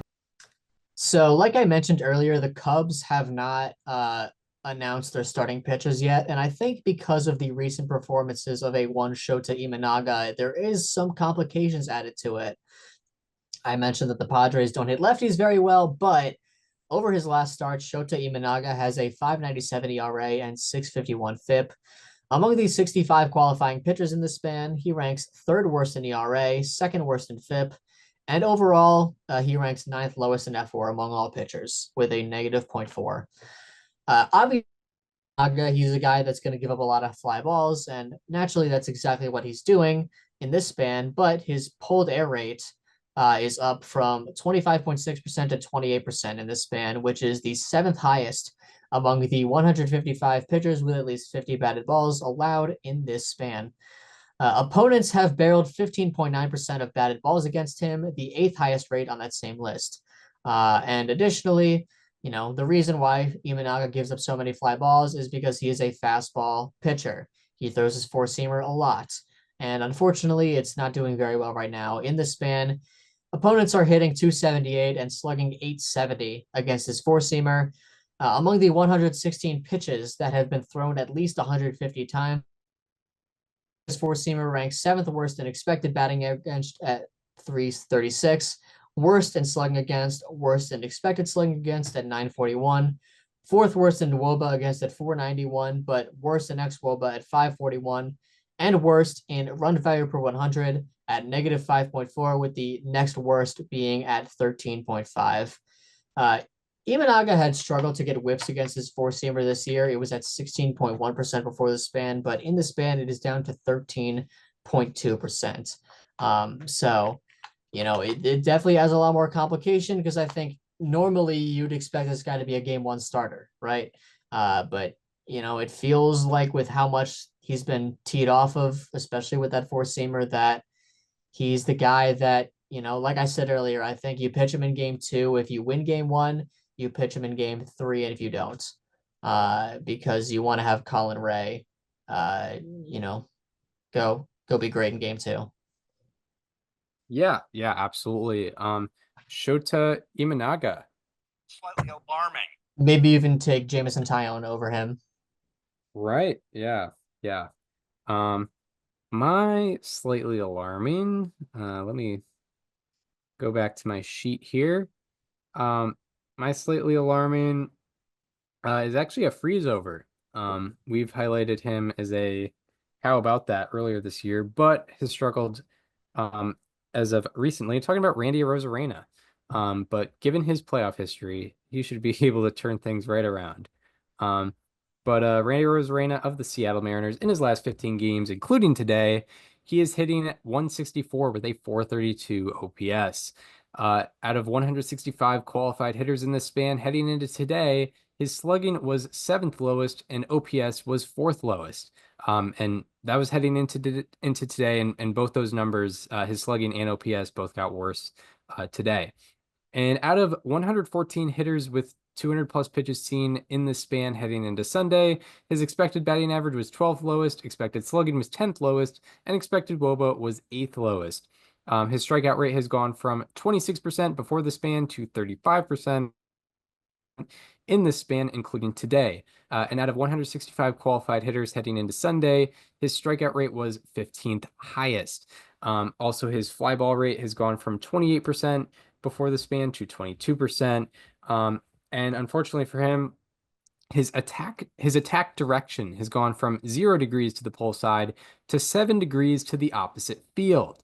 And also his bat speed has gone from 72.4 miles per hour to 71.6 miles per hour. And because of those factors, his rate of fly balls being pulled has gone from 32% to 0%. He has not pulled a fly ball in this 15 game span, or at least heading into today, he did not. This has made his home run to fly ball ratio go from 22% to 0%. He has not hit a home run in this span. And yeah, that's the cool thing about the new metrics this year is we can see his attack direction has significantly changed in this span. For whatever reason, I don't know if it's in or out of his control, but it's not working out for him. So Randy Arozarena is getting a Slightly alarming. All right, so now we will go from the lows to the highs, where we were talking players or subjects that have been outperforming expectations with our Monday, September 29, 2025 edition of How About That? He's striking out less, walking more, and he's also making better contact. Turning into a strikeout machine just out of nowhere. He's been excellent all around this year. And he is getting a How about that? Yeah, so for my How About That, my final one of the year, talking about the guy that you highlighted as your Mariner in our last segment, I'm talking about Dominic Canzone, a 2024 Mariners player to watch for me. So this is what is this, like a retroactive victory lap? It's not really a retro. It's not at all, actually. He was bad last year. But since September 14th, he is slashing 410, 439, 769 for a 1208 OPS, as you mentioned earlier, a 242 weighted runs created plus, and 0.7 FWAR. Among the 168 qualifiers, he ranks 5th in batting average, 14th in OBP, 7th in slugging, 8th in OPS, 5th in weighted runs created plus, and tied for 17th in FWAR. And this is really the thing that stands out to me, because I don't know, not that we've had the opportunity to see something like this for very long, but his average bat speed has gone from 72.8 miles per hour before the span to 74.3 miles per hour in this span. In the last 2 weeks of the season, he's just jumped his average bat speed by 1.5 miles per hour. His fast swing rate, because of this change, has gone from 29.6% to 44.8%. Just to give you an idea, 5 of his 10 fastest swings this season have come in the last 2 weeks. He's been playing for a large portion of the year. So that's like pretty crazy. His ground ball rate has gone from 45.9% before the span to 33.3% in the span. It's a 12.5% decrease, and pretty much all of those lost ground balls have been redistributed into line drives. His line drive rate has simultaneously gone from 27.4% to 40%, 5th highest among the 185 hitters with at least 25 batted balls in this span.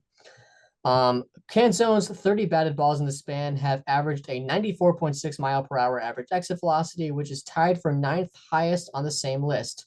He also ranks 5th in barrel rate with a 26.7%. Among the 287 hitters with at least 25 plate appearances in this span, he ranks 5th in expected batting average at 389, 5th in expected slugging at 786, and also 5th in expected WOBA at 502. And also his defense has been improving in this span. His success rate added throughout the season as a whole has been -2%, which means that he has been successful on 2% less of the plays that he should be successful on. But in September, it is at +3%. So he has actually been making a lot more of the plays that he should make, and then even more so. So Dominic Canzone has been huge at the bottom of the Mariners lineup, and I am looking forward to see if he can do some more in the playoffs. And he is my final How About That of the year. Yes, indeed. My How About That was briefly referenced actually at the end of your slightly alarming. I'm talking about Colin Rea. Yeah. Or wait, excuse me. I think me. it's just Ray. Colin Rea. Excuse me. I did an ARR sin. Yeah.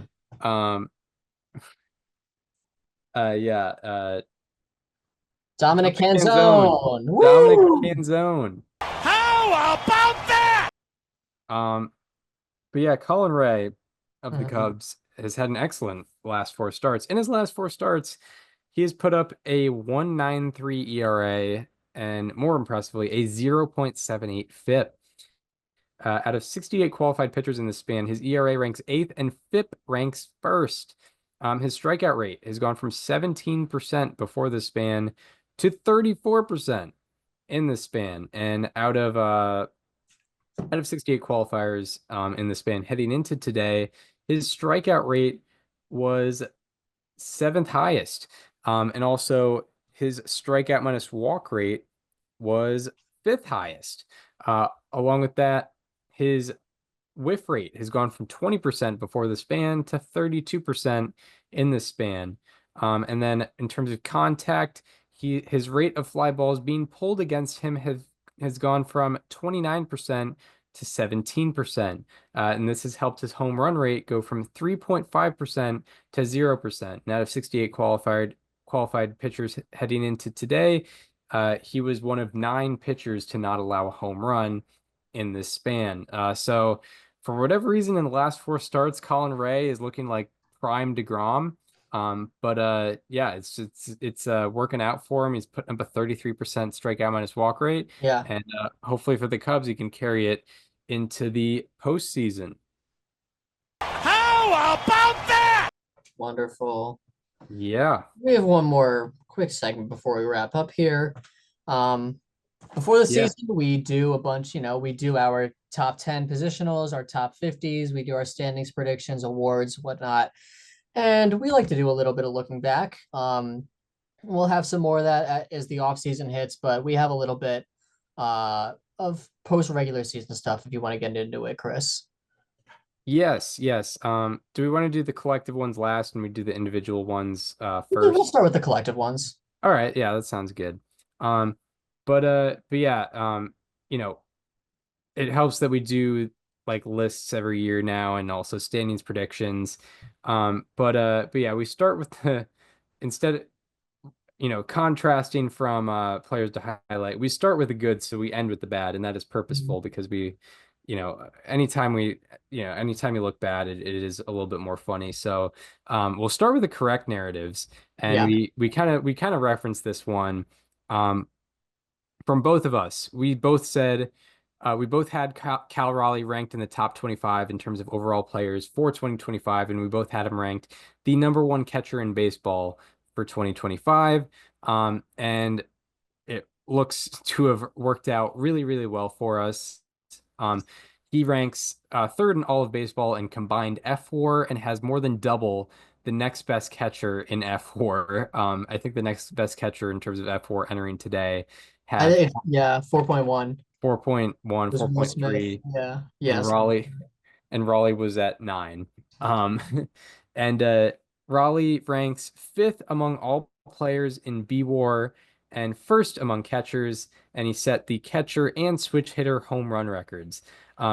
And why it's a good take on our part, not just because of that, but because MLB Network had him ranked number 59 overall and the #4 catcher in baseball, and ESPN had him ranked number 86 overall heading into this year. Awful. And then a more reputable baseball publication, Baseball America, they definitely did better, but we still had him ranked 10 plus spots higher than Baseball America did. CBS Sports was the only one to outdo us. I think they had him at 14. So shout out to CBS Sports. They got that one. That's my bosses. Yeah, they got that one even more right than us. So, but for most publications, we did better in terms of evaluating at Cal Raleigh. MLB Network has been doing their, top 10 right now's list, like since I can remember, basically like since the network started.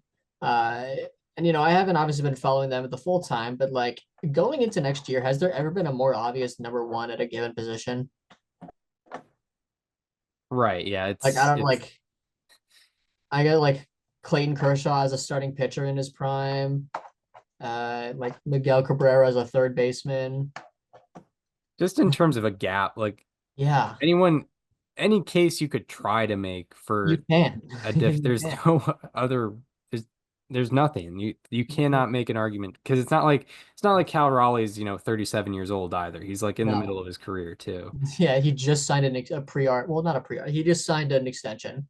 Yeah, right, That's exactly. like what has there ever been a better time for an extension? Like a more well-timed extension? 5 years, 100 million. Yeah. Man, Yeah. is that a steal? Yeah. Man, is that we're looking at 300 million if he's not extended. Garrett Crochet was also a good one this year, but That's man, true. is that one incredible? Oh yeah, big time steal. Yeah. Because at least Crochet, you could I think Crochet actually had a worse fit this year than last year. Whereas Cal Well, Raleigh he never. pitched more innings. Well, yeah. But what I'm saying is I think the market already saw the potential. Like his under the surface stats were already so good that he was going to get a lot of value. Whereas Raleigh, as good as he was never at this level. We would have given him 300 million if we were Jerry DiPoto this year. Yeah, right. Exactly. Actually, we would have done it like 2 years ago.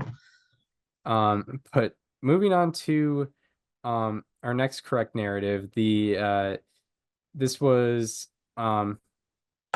this differed mostly from MLB Network and ESPN, but we both had Freddie Freeman outside the top 25 in terms of overall players for 2025. And it worked out well for us. He ranks 57th in all of baseball in F4. Despite a healthy year, it's not because he got injured or anything. MLB Network had him ranked number 8 in all of baseball for 2025, and ESPN had him ranked number 12. I think we do love Foolish Bailey, but I think he had him in the top 15 as well. Meanwhile, I had him ranked number 27, and Daniel had him ranked number 29. We kind of were concerned about some of the underlying stuff and even on the surface stuff that seemed to change, and also the fact that he was in his age 35 season did concern us a little bit. And yeah, we were proven correct that he was not a top 25 player for this year. Albeit still a pretty productive player, not Oh a yeah, disaster by it's any cool that stretch. it's cool that his fall off season at age, I wouldn't even call it that. I mean, he basically replicated what he did last year. Yeah, I he's He I say homered the same. today, so actually it will probably be literally that. He's still like fulfilled his contract worth like for this year. Like Yeah, he still was worth 27 million dollars. 100%. Yeah, Um 140 weighted runs created plus 4 F4 as a first baseman. Like he's still yeah. good. But Yeah, yeah, it's just the fact that he's not the 6-7 win player that he used to be. he didn't have like a 170 OPS plus and also go 23 for 23 on stolen bases or whatever Right. he Yeah. did Outrageous. back in 2023. And then our final correct narrative was Corbin Carroll was a top 20 player for 2025. Both of us were very encouraged by how he finished out 2024. And he carried that over into this year. He ranks 8th among all players in F4 and ranks 18th in B War, so top 20 in both. And we tend to value F4 a little bit more, so top 10 in that respect. MLB Network had him ranked number 32. CBS Sports had him ranked number 34. Baseball America had him ranked number 26. Meanwhile, I had him at number 17, and Daniel had him ranked at number 15. And he's been an excellent player. I mean, real offensive breakout from him. Hitting wise, I think Well, like breakout's the right word, but well, yeah. I mean, like resurgence. yeah, Because last resurgence. year, the first half of last year was rough. He brought it back in the second half, and I believe that was who he was, as did you as well. Yeah, I think more what I'm thinking It is was like up this year. his power stroke really came out this year. That's Like was up this year. yeah, he had 31 homers this year. His previous career high was 25. Most extra base hits he's ever had, most doubles he's ever had, highest slugging percentage he's ever had. Um, and yeah, we kind of saw that as potentially coming based on what he did from like June through September of 2024. But the rest of the baseball world did not have as acute a vision of that as we Yeah. did. Um, but now on to the incorrect narratives. Um, Trey Turner, we both But man, we we both messed bailed up on. real bad. We did not have him on our top 50 list, and we were proven very wrong on that. Trey Turner ranks 6th among all players in F4 and 27th in B War. And as we mentioned, we kind of value F4 a little bit more. Part of this has to do with just a complete defensive breakout on his end, which is definitely really hard to predict to give a little bit of sympathy to us. But yeah, he went from -3 outs above average to +16. Also, he returned to his base stealing ways, as I saw as a possibility, considering he did have some injury troubles last year, and they seemed to go away for at least most of this year. And he stole 17 more bases than he did last year while having the same exact OPS plus. So he was more effective on he was way better on defense, way better on the bases, and about the same at the plate. And he ended up being, arguably a top 10 player in baseball for 2025, and we did not have him in the top 50. Meanwhile, MLB Network had him at number 35, ESPN had him at number 29, Baseball America had him at 30, Foolish Bailey had him at 35, CBS Sports had him at 23, and as we mentioned, we completely left him off our top 50. But yeah, and we were wrong about another shortstop Yep. heading into this year. Um, We were wrong about Corey Seager. We were both really excited about Corey Seager this year. We thought we might get another version of what he did in 2023. And you know what? And you know something, Chris? What happened? We're gonna fall for it again next year too. We are, because under the surface he was even better than he was in 2023. But yeah, this year, Seager, his OPS went down 4 points. It didn't go up. He also only played 102 games, so it wasn't overall more productive just because, he unfortunately ran into that bad injury luck that he tends to run into. Whatever bad luck he had in 2024 just got worse. Well, he I wasn't don't, playing the ball. That was kind of the thing. yeah, he not pulling the ball this year? Yeah, no, not at all. Yeah, so that is unfortunate, and yeah, he ranks 46th among all players in F4. I forgot to mention we had him as the seventh best player in baseball in Yep. 2025. MLB Network had him number 17, ESPN had him at 21, Baseball America had him at 17, and CBS Sports had him at 15. It was only us and Foolish Bailey who would have had him top 10, I think. But yeah, we thought we had something there, but we did not with Corey Seager. And then the final one, kind of escaping the player rankings, talking about a team here. We both thought that the Diamondbacks were going to be the second best National League team, have the second best record in the National League in the regular season, and they ended up finishing below 500. They finished 80 and 82 and had the ninth best record in the National League. We both anticipated better years from some of their starters, particularly Jordan Montgomery and Eduardo Rodriguez. Unfortunately, we never saw Montgomery pitch an inning this year, and then Eduardo Rodriguez. What percent of diehard baseball fans do you think know that he's now with the Brewers? Yeah, I don't know. And I actually listened back and I was like, oh, Eduardo Rodriguez isn't gonna have an ERA in the fives this year, and then he actually did that. His Yeah. ERA is still in the fives. Yeah, pitching was still an issue, and their hitting was not as good as last year, and they ended up losing 9 more games than they did last year, and we're not, oddly still competing for the wild card up until the last weekend of the year, but still way worse than the second best National League team. All right, on to individuals, ones where we were kind of throwing out our own limbs and not joining together for these takes.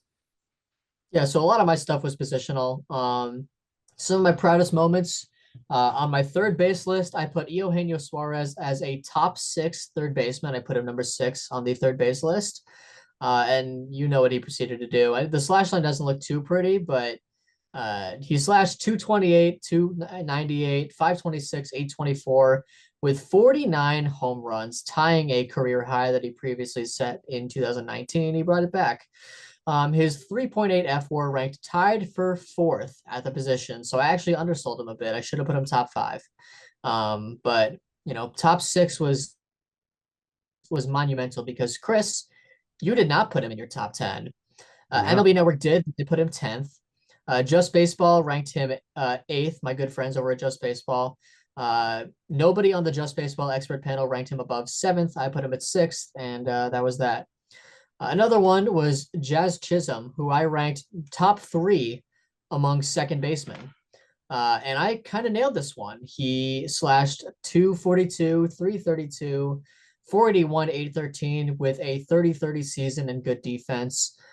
His 4.4 F4 ranked tied for 3rd at the position. I put him 3rd. Chris, you had him at number 5.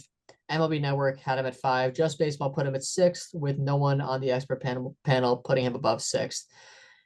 I'm going to be honest, man, that was really all I got. So I had to resort to a non-preseason prediction I made, but probably one of the best predictions that I made all season. After the All-Star break, I predicted that Nick Kurtz would win AL Rookie of the Year. I know it seems such an obvious thing now, but this was definitely not expected at the time. Jacob Wilson led by 1.5 F4 over Kurtz at the All-Star break.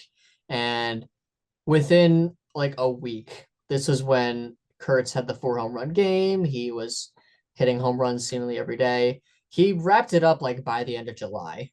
His 3.2 F4 in the second half was tied for third among all position players in the second half, and his 199 weighted runs created plus ranked second. He is going to win it unanimously. That was I promise that was a relatively out there prediction at the time, and it is one that I nailed. Yes. Don't ask me about who I thought was going to win an NL MVP at the break. Right. Yeah, and to further support your Eugenio Suarez evaluation, Bleacher Report ranked every starting third baseman heading into 2025, and they had him number 10 on their list. So Where they have him? Number 10, Okay. just like MLB Network. Mhm. But yeah, so was that all your correct narratives? Yeah. Yep. So my correct narratives are all about lists and whatnot. Um probably my probably my best one was putting Byron Buxton in my top 50. Um he ranks 22nd among all players in F WAR and 36th in B WAR. He played 126 games, put up a 136 OPS plus 2 fielding run value, and the third most BSR in baseball. I put him at number 37. MLB Network put him at number 68, and ESPN, CBS Sports, and Baseball America all had them outside their top 100. And I had him at 37, and he ended up being arguably a top 25 player in baseball. This one was definitely a bit of good luck on my end. Like he qualified for the batting title for the first time in like 8 years, I think. I kind of fell backwards into this one, but I was going based off potential, and since and also like he ran the bases better than he ever did. I think he went 24 for 24 on stolen bases and a 67% extra base taken rate. He was excellent outside of hitting, and just kind of maintained his hitting. And yeah, he happened to play a lot of games this year, and that is why he ended up being a top 50 player. And yeah, I'm sure when we do our list next year, he will be in everybody's top 50 because of how good he was last year. And I hope he can stay on the field consistently next year and make an impression the same way he did this year. My next correct narrative is something where I didn't have as much discrepancy with the rest of the baseball world with him, but the way I kind of talked about him and was confident with him, I felt like I should put him in the correct narrative list. I said Yoshinobu Yamamoto was a top 10 pitcher and top 50 player, and he ended up ranking fourth among all qualifiers in ERA, seventh in FIP, and seventh in F WAR. And I talked consistently about how great he was on a rate basis in 2024, and how I expected him to do that over a larger workload, and that's pretty much exactly what happened. Just kind of did what he did last year, especially with strikeouts, walks, and home runs, and just did it over 173 innings. And he's going to end up. I would imagine he gets to be a Cy Young finalist at the end of this year. I know MLB Network didn't have him in their top 10 pitchers list. I think he was in the 60s in terms of overall players. Other lists, I think ESPN, credit to them, I think they had him number 42 on their overall player list. So shout out to them for getting that one right. But I ranked him ahead of most lists.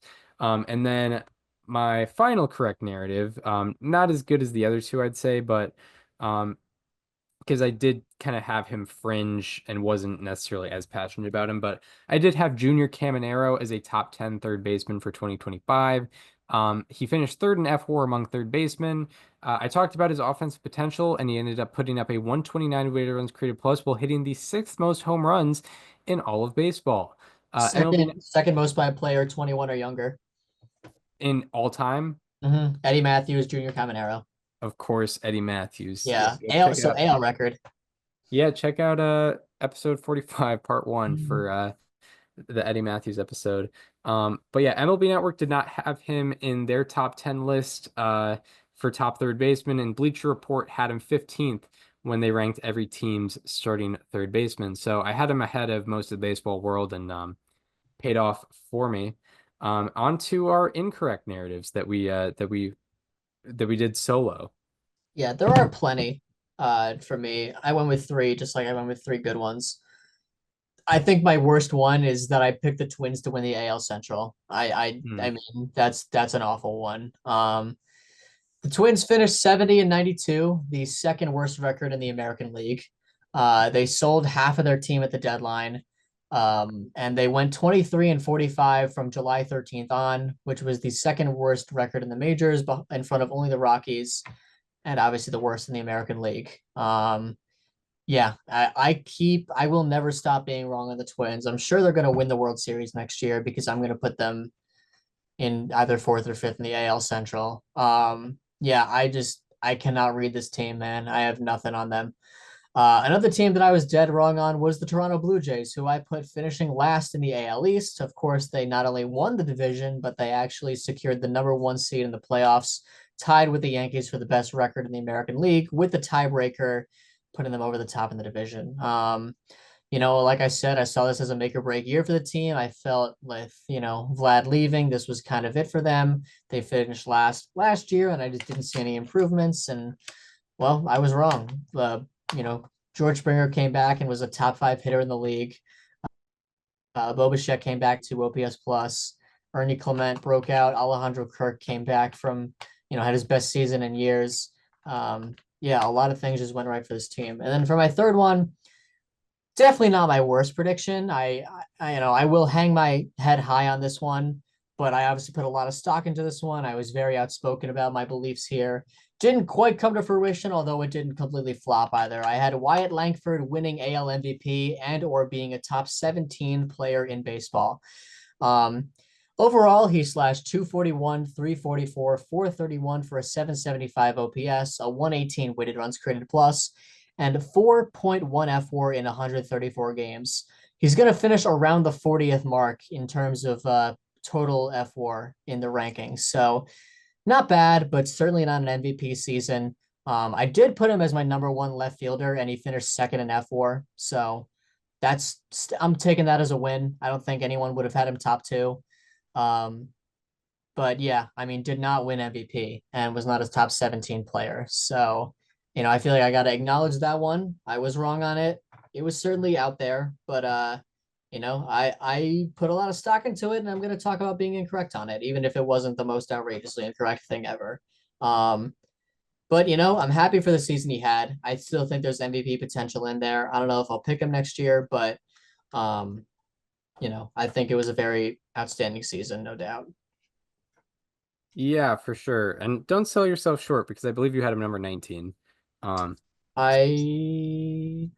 what the Instagram post said, and okay, then yeah, I probably did. I did make that soon after we made those lists. I did 19. I had Zach Wheeler 17. Yes. Still didn't happen. It wasn't a top 19 player. Was not, but yeah, finished the year strong for sure. Yeah, my first incorrect narrative, or probably my most significant, considering like I was, I was waving the Jack Flaherty flag all off season on not like necessarily like any team who would succeed, but across multiple episodes, I was like, man, the Tigers and Jack Flaherty reunion has to happen because it's going to help the Tigers out so much. It's going to be like it's going to be like a pseudo 1 year deal. Flaherty's going to just go off. He's going to help them get to the playoffs. And, I thought they were going to win the division this year, which looks good for about 99% of it. But, I thought the Jack Flaherty Detroit Tigers reunion was going to hit like crack, and it didn't. And I talked about how great it would be for him in the Tigers, considering how well he did in Detroit in 2024. I put him as my AL Cy Young pick, and I thought he would be in what I would think would be the possibly the best 1-2 starting pitching situation in baseball. However, he ended up putting up a 4.64 ERA, 3.85 FIP, and 89 ERA plus in 161 innings pitched. And like, I think he'll hit free agent. I think he'll opt out and go to free agency next year because he'll only do 10 million next year. But I thought for sure that he was gonna have a great year and sign himself up for a, you know, nine figure, long contract with some team who's willing to make that deal. And unfortunately, that looks like it's not going to happen for him. Um, my next narrative, I put Jackson Chorio as a top 25 player for 2025. He finished outside the top 100 in F4. So Oh, definitely not that hurt. definitely not top 25. I expected him to carry his good second half from 2024 into this year and improve his overall numbers year to year, but he ultimately did worse in every aspect of the game this year, unfortunately. He was a worse hitter, worse defender, and worse base runner overall. I had him at number 24. Meanwhile, MLB Network had him number 40. Daniel had him number 40. Baseball America had him number 36. CBS Sports did not have them on their list, which is kind of crazy in their own right. I think they had a top 100 and Fact. did not have Jackson Chorio at all. And then Foolish Bailey had him at number 50, which looks, way better than what I had him at. So yeah, and I was definitely passionate about Chorio's case. I knew I was kind of on my own hill with that. And I had him ahead of Tatis, for example, in the right fielder rankings. And yeah, Tatis was definitely better this year. Hmm. But my final one is I had Marcus Semien as a top 30 player for 2025. I had him number 29, and he ranks 182nd in F4 despite playing 127 games this year. I I think I expect had him on my top 52. you had him in your top 50, but I had him. I think you had him 47. I had Yeah, him. I had him towards the end of it. Yeah. It's an odd year. He's supposed to be an MVP candidate. Yeah, I expected an offensive bounce back. I really did think there was some notable things with like how his BABIP was in 2024 compared to 2023. And I thought he was going to bounce back. However, his offense got worse this year. And I had him at number 29. Foolish Bailey had him at number 43. You had him at number 47. MLB Network had him at number 62. ESPN had him at number 50. Baseball America had him number 49. And CBS Sports had him number 67, which is all to say I was kind of alone on him being, better than everyone except 28 baseball players for 2025. And I was very wrong about that. So, yeah, that's it. I mean, there's definitely honorable mentions. Like I didn't have the Blue Jays ranked high at all either. I had them in No. fourth place, but I mean, I I put don't him think in last. I don't think people really generally had a lot of expectations for the Blue Jays this year, and It, they finished last year too. So, mm, um, I mean, it wouldn't have been crazy to expect that, but here they are, the one seed in the American League playoffs. yeah. And I guess that's a good way to wrap it up. Yeah. If you've Yeah. listened to this was a 3 hour show, only the best for the last regular season show of the year. Yeah, because there's just a lot to get into. There's 4 series to preview. There's a lot to review. Um, and yeah, probably the longest episode in AR history. One of them. In 378. It is our 6 year anniversary on Wednesday. That So is true. yeah, we started this thing when Juan Soto was in his second year in Major League Baseball, Yeah, wow. walking or not walking things off, but get hit and go ahead hits against Josh Hader, hitting it past Trent Grisham of the Brewers.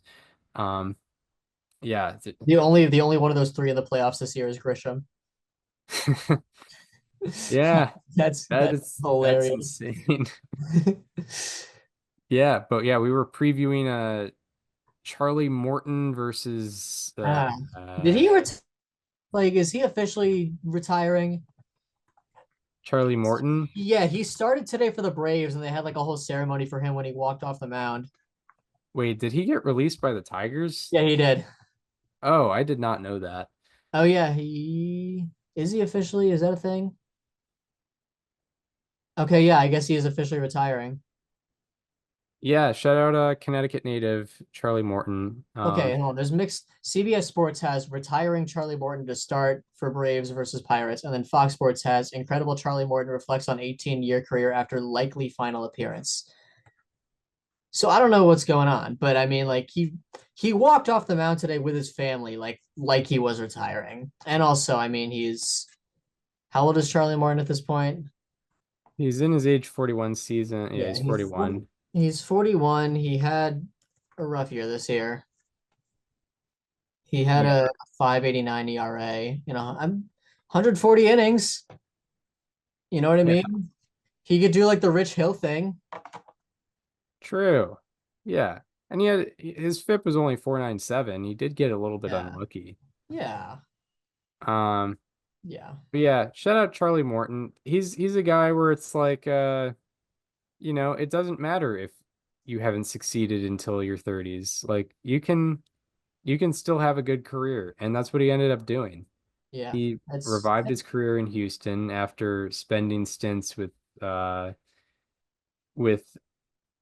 three other MLB organizations, mostly in Pittsburgh. Um, and then yeah, he ended up being a Cy Young finalist in 2019. Um, and just continued I mean from 2017 through 2023, put up a 119 ERA plus and 18.9 wins above replacement.